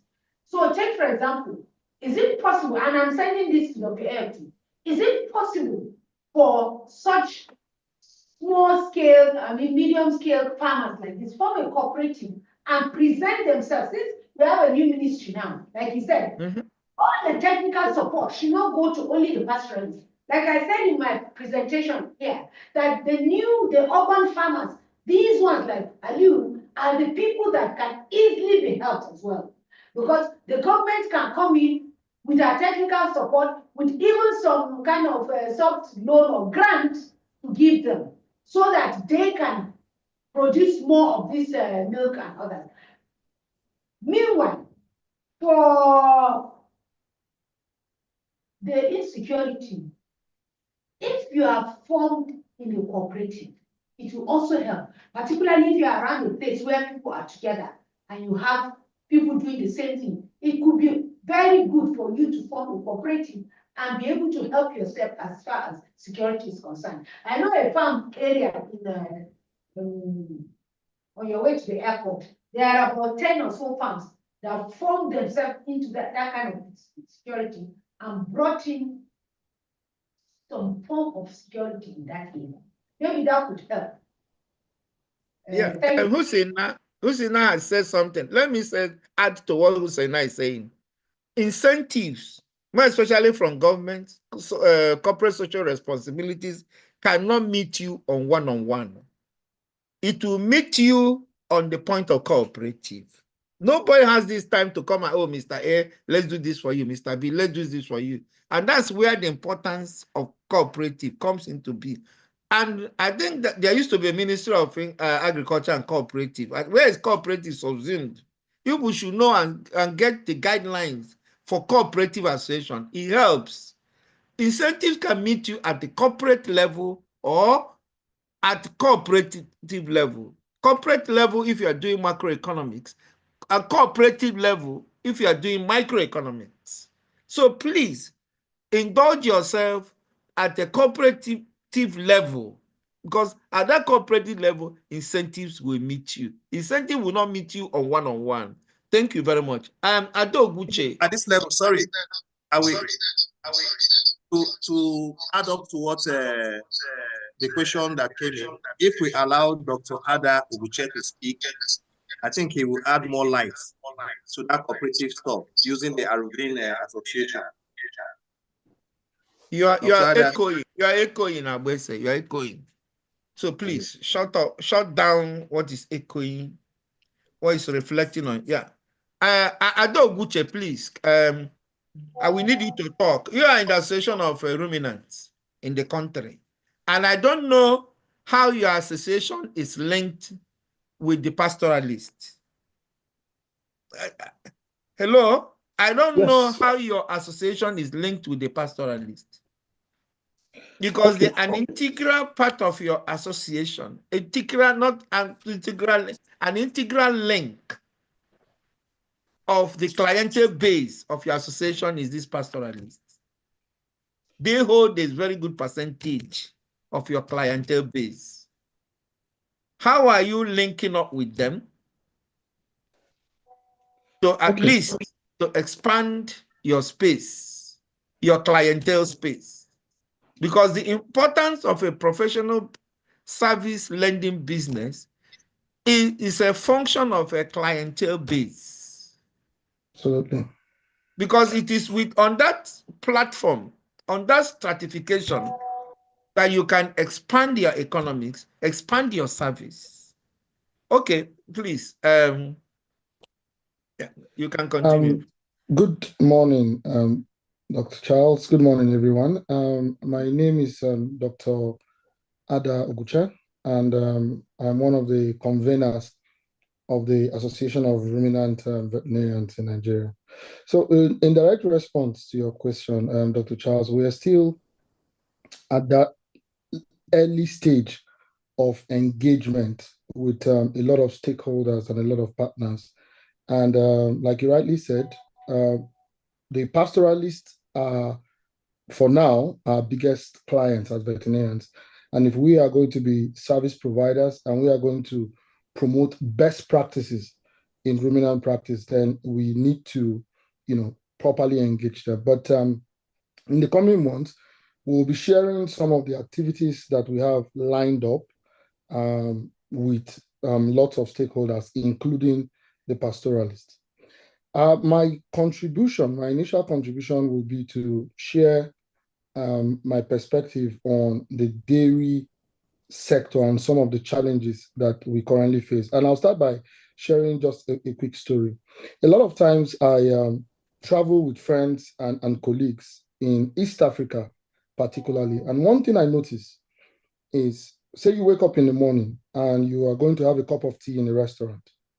While you are making yourself a cup of coffee and putting a limited quantity of milk inside, the East African is going to pour himself a cup of milk, which is, totally different from what a typical West African will do. What that shows is a kind of cultural, affinity or, for milk consumption. And as little as this observation is, if you look at it on a bigger scale, it simply also means that more people are interested in consuming more milk. And because of the interest in milk consumption, there's also more effort put into production, and that is translating into, a better dairy economy. So while we are discussing production, while we are discussing medicine, while we are discussing policy, another thing I think we need to begin to look at is, what is our culture as a country towards milk production? Because if we do not get consumption right, yes, today we are not yet at the stage where we are producing enough to meet our consumption. But for us to even have a very thriving dairy economy, we also need to think about how to change or impact the culture and of our people and our attitude towards consumption of milk and milk products. Otherwise, we will continue to struggle with importation and some of the challenges bedeviling the sector. And a little contribution as well about cooperatives. Another observation I have. What we have in Nigeria is a situation where if there is an intervention going on, say, and I've been, part of or, provided support to so many interventions. Say there's an intervention going on in a grazing reserve in Niger State today. You go there and you probably have 2-3 cooperatives formed by 2-3 different organizations. You go to Abuja, you have cooperatives. You go to Kaduna, you have cooperatives. You go to Oyo, you have cooperatives. Where is the point of synergy? Are these individual cooperatives going to, at their level, demand for intervention?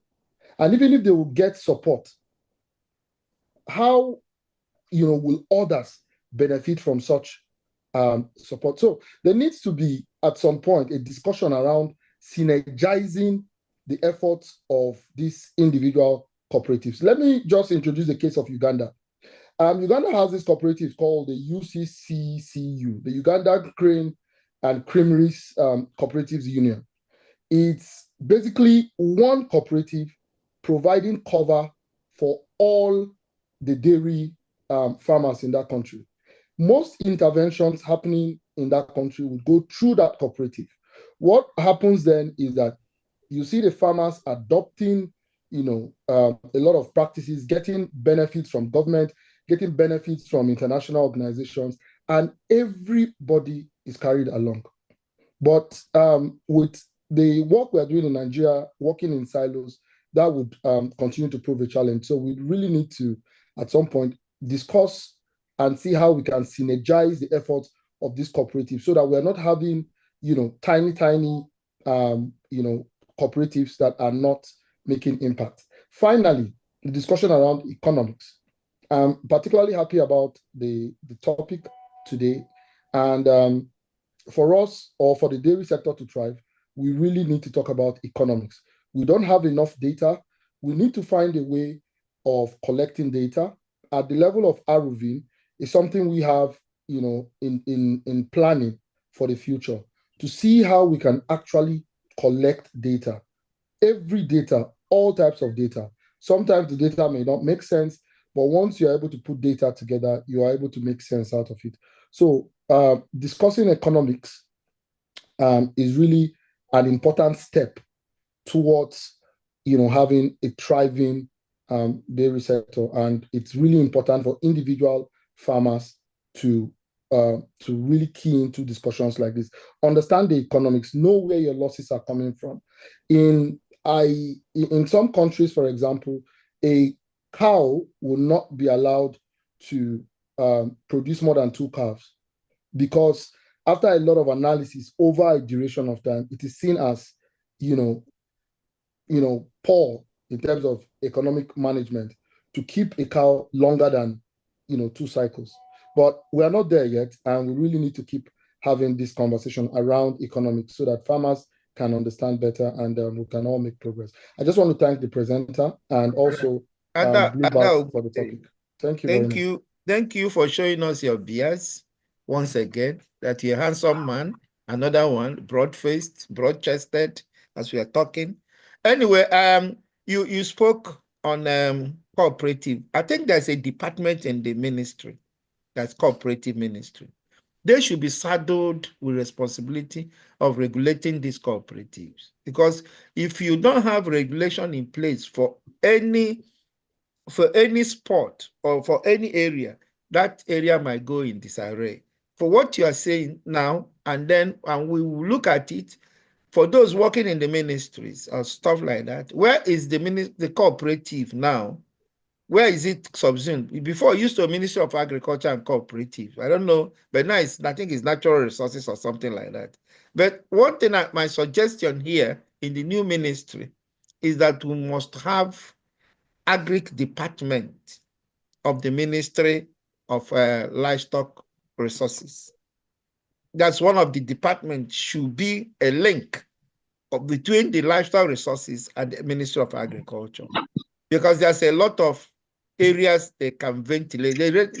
There's a lot of areas of interface they can ventilate. Like there used to be this agri department in the Ministry of Industry, where industries like NAFCON, the fertilizer industries, are subsumed under the Ministry of Industry. So, this is the type of shaping and reshaping. And if you give government people a loan to do this job, they might not be able to do it to perfection. We need inputs from the outside so that the perfection, the gross area or the net area is for us to get near perfection. Thank you. Then Awudu Oku. Ali, you have raised your hand, we dropped your hand. Awudu Oku, please, you can speak to us. Unmute yourself and speak to us before Olusegun.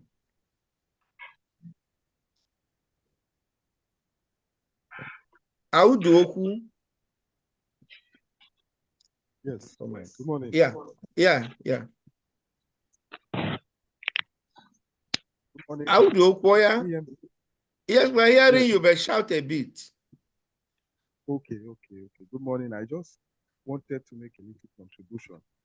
I agree with what Dr. Ada has said, that we in Nigeria here, we are not used to consuming fresh milk.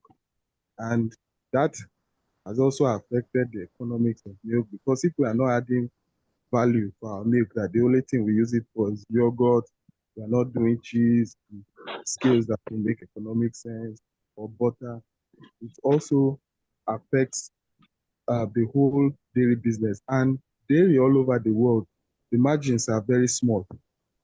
So if there is any, if there is any break or any mismatch or misalignment during your production cycle, you would run into loss.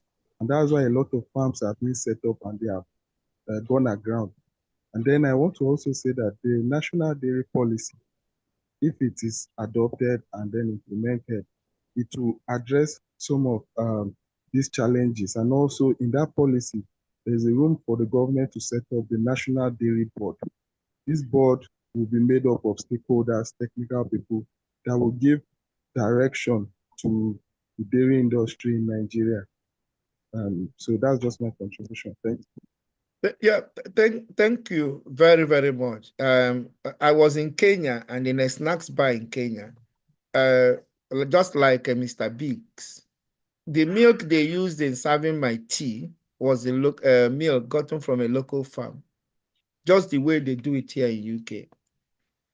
But you see, in times, in some economy, they drive demand through policies. They drive demand through policies. In what we call indirect and direct demand through policies. If, let's say, Mr. Biggs and all these snacks, we have thousands of snacks, fast food joints selling snacks in the country, but none of them is using dairy product, fresh dairy product or fresh milk. They might be doing it out of ignorance, but the perfecters of our economy supposed to drop one or two things that will make us self-enriching and self-sufficient. It's because of those things that we are trying to import. Any economy that is driving us out of we have over enough, or any economy that is driving to what we can import and not what can we produce, it's not an economy. That economy is a dumping ground. Put me any day.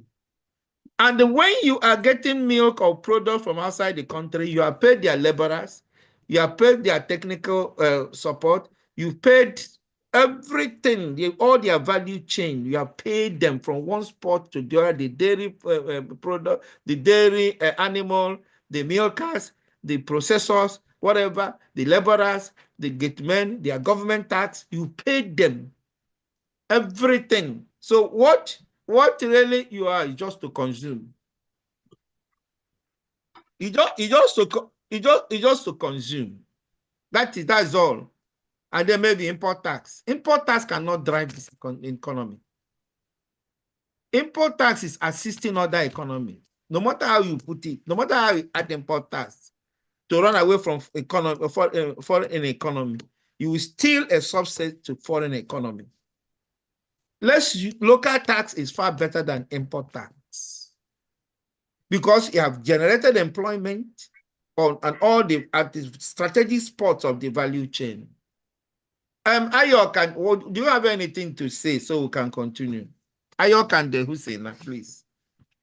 Just add up a bit, I like the examples you people gave about Kenya and Uganda, okay? Two things where the promotion of fresh milk is quite high there. I can assure you, if you notice in Nigeria in the 70s, promotion of pasteurized milk was there. But the way, I remember when I was in Farm Fresh, we tried to introduce fresh milk as a mechanism to, I think there was a demonstration school in MVRI. We had issues, you know why? In as much as even Jos is cold, you have to take cognizance of weather. Okay? Fresh milk in Uganda and Kenya, the weather is cold, you can keep it, the lifespan is prolonged. But here our weather is hot. Talk less of energy that is not even there. So there are a lot. It's not just promoting it, yeah, you can promote it.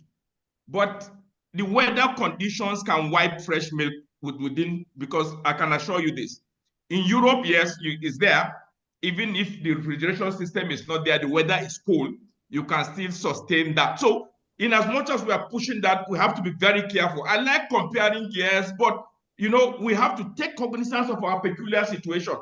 If you put a glass of pasteurized milk here, in Uganda, it can stay for the next 3, 4, 5 hours. You can still take that glass of milk and take. In Nigeria, I can assure you, after 30 minutes, 40 minutes, you take that glass of milk, you end up having food poisoning, because the ambient condition favors the regrowth of that bacteria. So yes, we have to fix power, okay? Because no matter how fresh a milk is, even if you refrigerate it, the lifespan is just 7 days, maximum 10 days, even if you refrigerate it, okay? After that, enzymatic and chemical reaction sets in. Though the cold chain can be prevented, the cold chain can arrest bacterial growth, but enzymatic and chemical reaction comes in. So good, energy is key. So we're working towards that. And as a dairy policy, the good thing is I have a relationship with the new person. We're going to push so that dairy policy document and then will be enhanced, and we'll push that forward. Thank you. Thank you. Dr. Emmanuel Elisha, please. Elisha, please. Before we go into another thing, and then I will round up. Well, our day is fast spent. Please, Dr. Emmanuel. Yes, good afternoon. Thank you so much, sir. And thank you for the highly stimulating conversation. There's a new information that has to do with whole milk versus what looks like milk. In other words, creamers. I don't want to use the word powdered milk. But if the idea that the population that we have milk, is it really milk? Or is it just something that may not be giving adequate nutritional value to the consumers? The average child growing up keep my believes he has here. milk every day. If you sleep, I'll hit you. He assumes that he's taking milk every day. But is it milk really? Is that child not being a victim of nutritional deficiencies eventually? So I see that this conversation is very important. And indeed, it's Nigerians taking back what we need to take back. Just a quick question. He's talking about goat milk. Prospects for this in adding to the milk. That's just my quick question in adding to the conversation. Yeah, I think from what you are saying, Hussaina, please, have you tried our goat breed? Because this breed, Red Sokoto, that is having a lot of mastitis, I believe strongly, if they're well handled, they can be a dairy breed of goat. Anyway, Professor Hussaina, is she? Hussaina? Professor Hussaina? Professor Hussaina, you should unmute. Yes. Yeah, Hussaina, please, from what there's a sequence of a comment here. What have we done? Because you did not discuss about the goat dairy. You only talk about the cow dairy.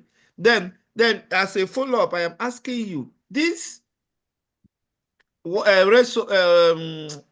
it Red Sokoto that is susceptible to mastitis, which I believe strongly because of their other physiology.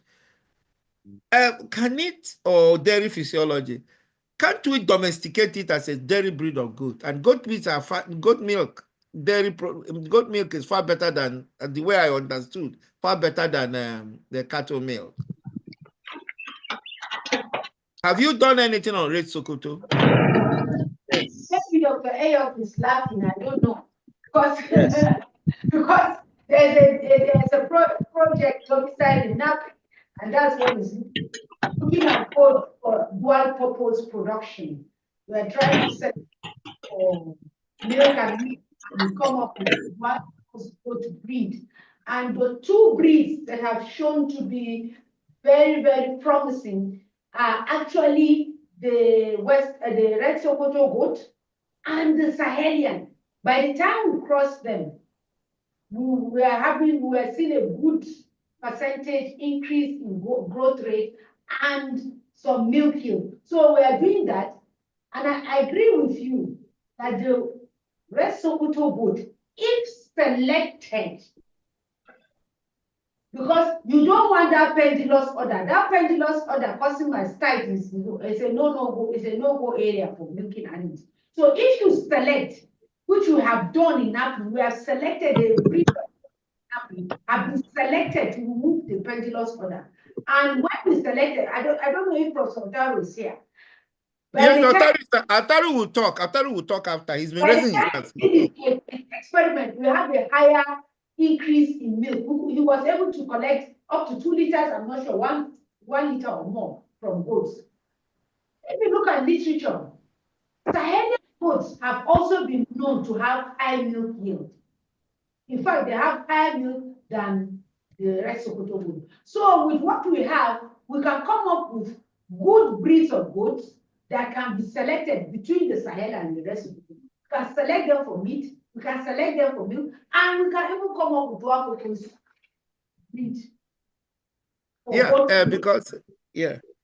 Because my why I asked this, I draw this analogy conclusion, from what Elisha said, because I've seen a lot of red Sokoto with mastitis, and it's a good pointer. It's good pointer that it should be a very good dairy. And then the pendulous order, you can manage the pendulous order. You can start thinking of what are the research to manage the pendulous order, if that is what is making them prone to mastitis. But that's not even Professor Taru, please. Yeah, thank you very much, sir. It's true. I've been working on the red Sokoto goat. That is even my own area. As Hussaina said, they can produce milk. Where we did a study where we got four goats that were red Sokoto goats that were able to produce 2 kg of milk at a stretch of when they can come. Yeah, come, Elisha. Elisha, please. We need that. We need that. Please. I said, please. Are you hearing me? No, Otaru, please continue. That we got 4 goats, red Sokoto goat, that could produce 2 kg of milk at a stretch of milking in the morning, just morning milking. So as she said, though they have that capacity, it's just for us to select them. I think that is what that she's doing now. Select such high milkers, and crossbreed them with the other high milker from other breed. Goat milk is very, very important, as you said, better than cow milk. It has a lot of medicinal values. So we have also done some studies in that respect. I think the problem we are having, I said it before, is just government support in terms of research for us to deliver. Dr. Ayok is here, where Agricultural Research Council of Nigeria sponsored the project on developing commercial feed supplement for goats, which I was the principal investigator. We formulated some rations and we conducted lactation study with red Sokoto goats. That was where I told you we got animals that were producing 2 kg of milk, although the average milk in a treatment came to 1 kg. So the capacity is there, they can produce. So as you rightly mentioned, sir, the red Sokoto goat should not be forgotten about when you are talking about dairy, improving our dairy industry. Thank you. And the red Sokoto, not only that, apart from the milk or dairy capacity, is a prolific breeder. Yes. It's a highly prolific. And then they even at the end, the skin. The skin of the red Sokoto goat is fantastic. These are the value chains we should be looking at. And you said something here repeatedly. Let me answer you. I am not in Obasanjo's mind, but I'll tell you why he did what he did. It's only in NAPRI that you can walk in, IBU, you can walk in into a university research, animal or livestock research and see one or two animals there. Others, go to other universities. The one from my university, you know, when I attack myself. University of Nigeria and Nsukka. Go there, we had all manner of breed when we are training. They are whacked them out, eating them up. So you want the federal government to continue sponsoring. The one you are giving, you've not done well with it. Most of the university farms have gone. Why should they go? You are correct. No, why should they go? As you know, Ayok said one thing. When I was at UNN, the Faculty of Agriculture, Food and Technology, we are supplying this university system with fresh milk. Whatever. Yes, we are supplying with fresh milk and bread. Those things are no more in existence now. Where has it gone? So when I attack your area, I attack your area and I attack my area. So don't think that's my own. They have gone. And as students' union activist, there was one day I stood on the soapbox to address students. When the students, the school authority was harassing the students' union, I told them the only thing they know is to sack students. Let them go and face the agricultural products. They can't face the agricultural products coming from the university.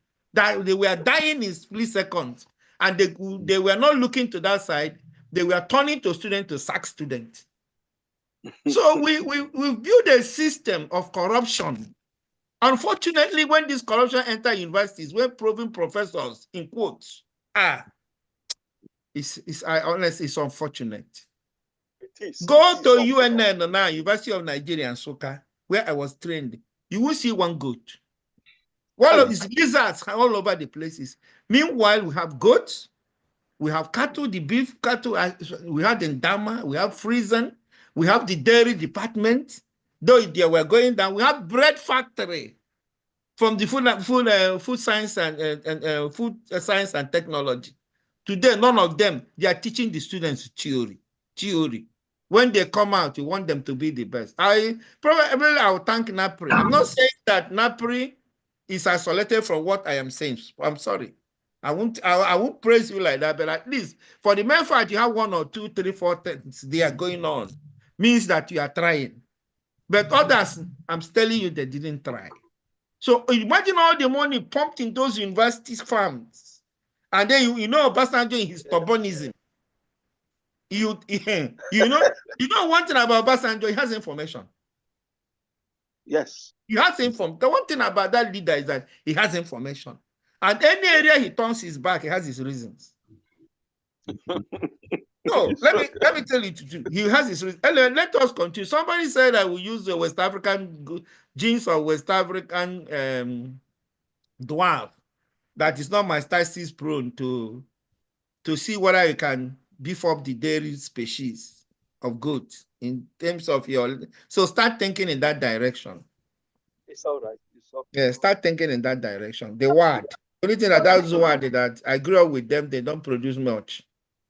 This project we have includes West African one. We're looking at the 3 breeds. So we have gone ahead. We are looking at the 3 breeds for both milk and meat. So thank you very much. The West African one is also included. Do I have permission? Okay, Olu, please be very quick. We need to go. We have done a lot today. We need to go, please. And we don't want our videos to be more than 2 hours. And I think it's 2 hours, 20 minutes already. Please, Olu, before let me round up, please. Who is Olu? You're raising your hand. Good morning. Yeah, good morning. Hello, good morning.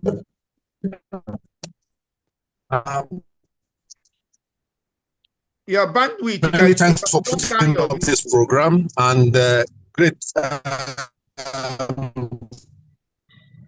Shut down your bandwidth. Shut down your bandwidth. Professor.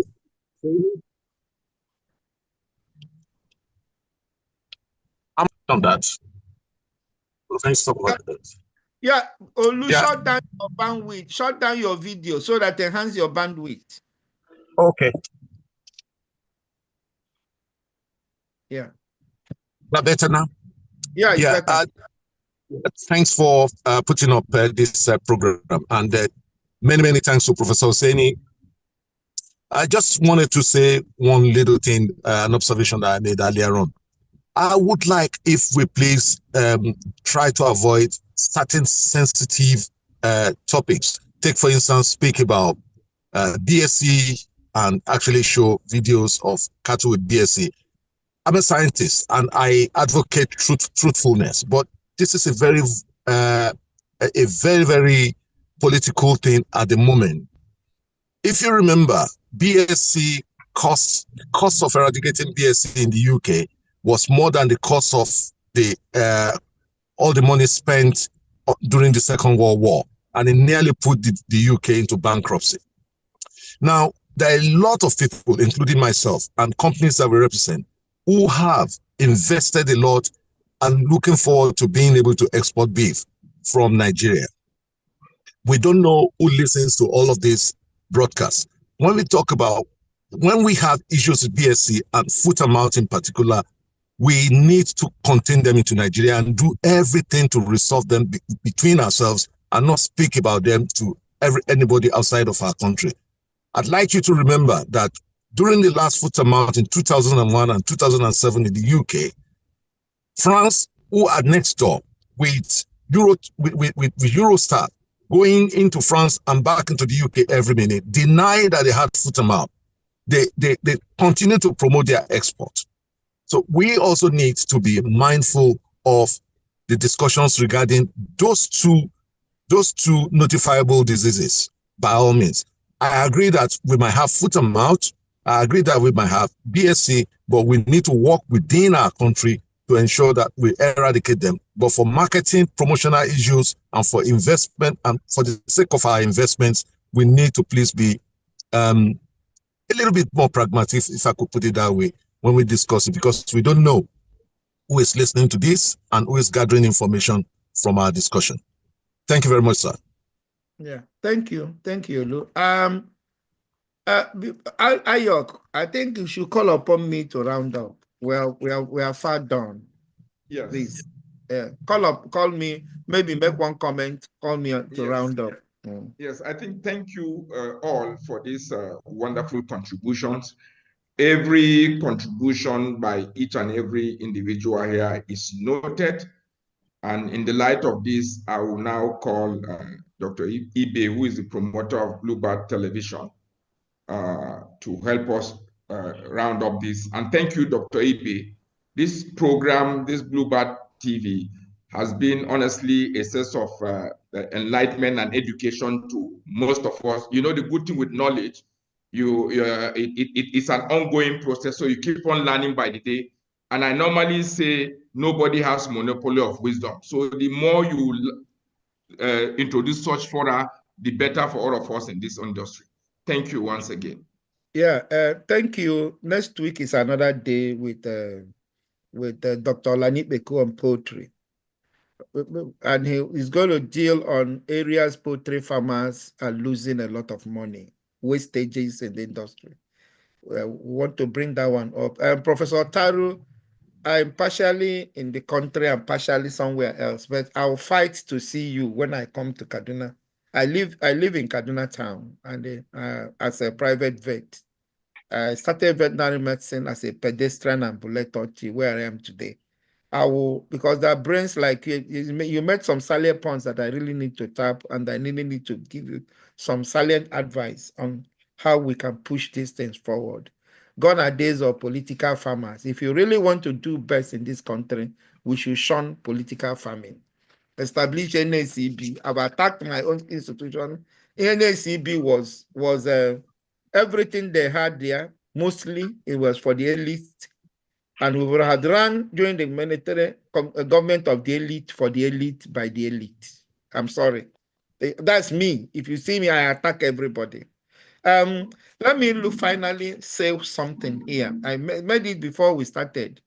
We have water like the one we had in Meduguri this year, entering into pursuing animals from the zoo into the space, pursuing and wild animals, dangerous animals from the river into the living habitat, with overflowing, drowning cities, causing diseases.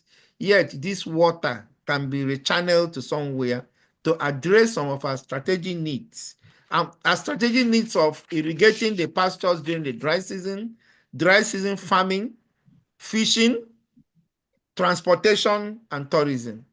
But these water are being wasted and then they are causing havoc in our ecosystem. Meanwhile, this is what we could have added some value chain, added some value to it, and it will expand on the industry.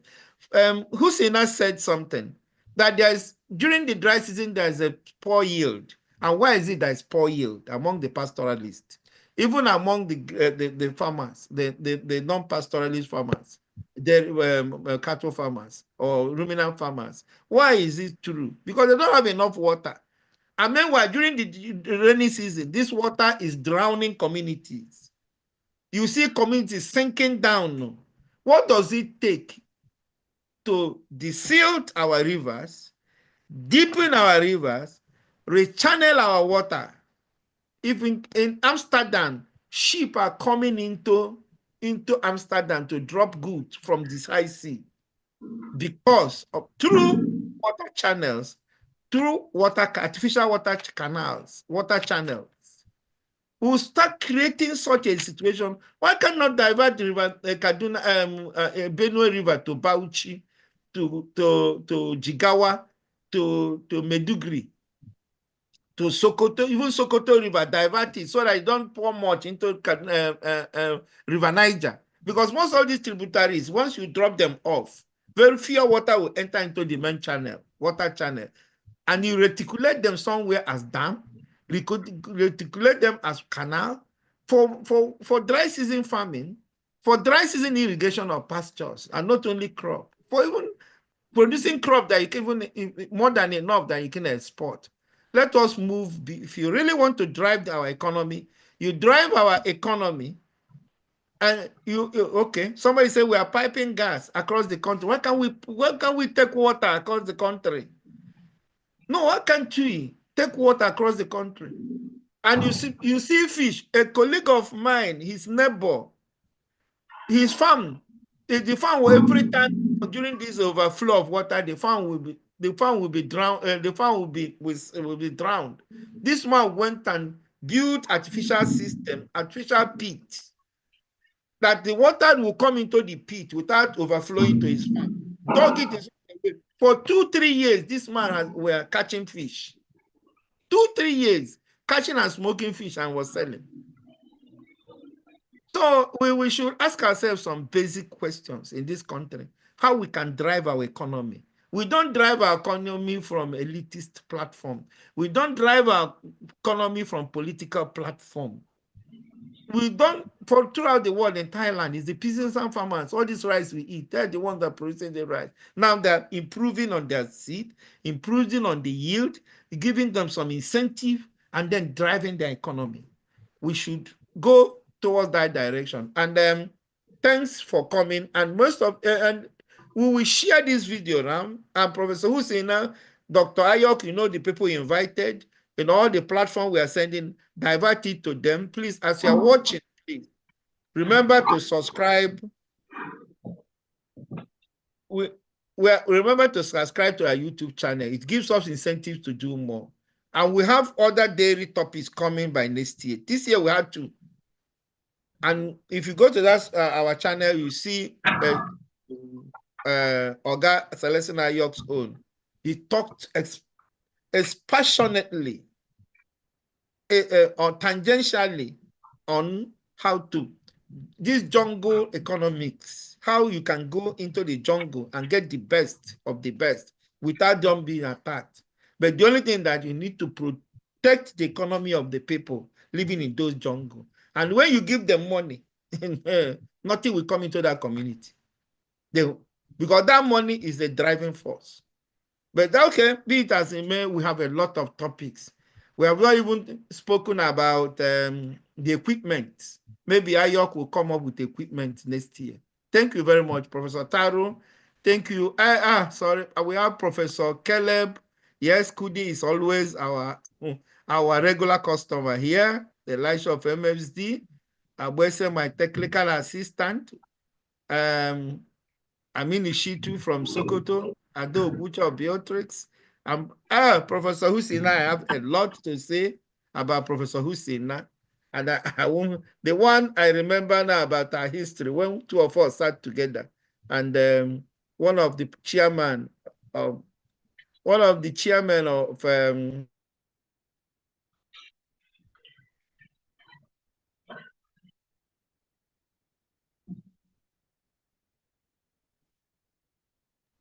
Yeah, muted. I was muted. So all these things, all this I said, nobody, who muted me? We can hear you very well. No, go ahead. I think I mistakenly muted you. Sorry about it. Go ahead. Okay. No, what we are saying is okay, but the main ingredient, main areas were not muted. Hello? Yes, no, we are not.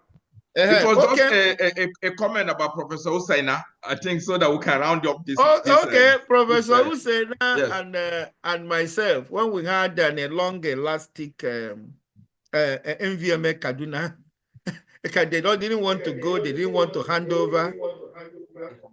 And we sat down, two of us sat down in 2 minutes. That regime became a history. So that's it. We've come a long way, and we're in a long way. Where is it echoing, please? We've come a long way. We're in a long way, and we're going to a long way. I know she will be laughing. God bless you all. Bye-bye. So, Professor Taro, remember, I want to have a physical meeting with you.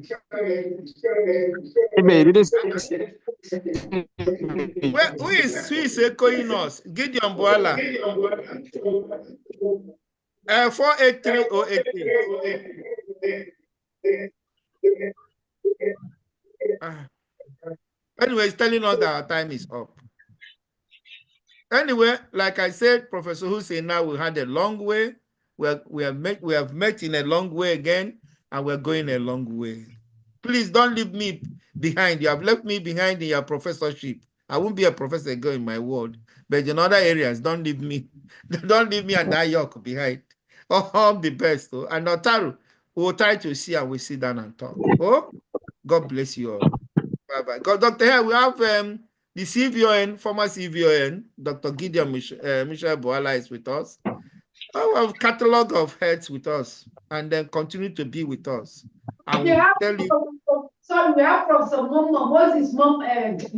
Professor Mama, who's Mohammed Mama, former director of ICA. He's sitting in this office with me. And no, don't tell us. We are pointing at him. We are pointing at him. So, sir, Prof, you are welcome too. Oh, you can see that we are not joking here. Don't we joke? We joke with pride, and we joke with honor, and we joke with knowledge. You know, and as we are joking with knowledge, we are pouring out knowledge. Can he speak? It will echo. Okay, sir.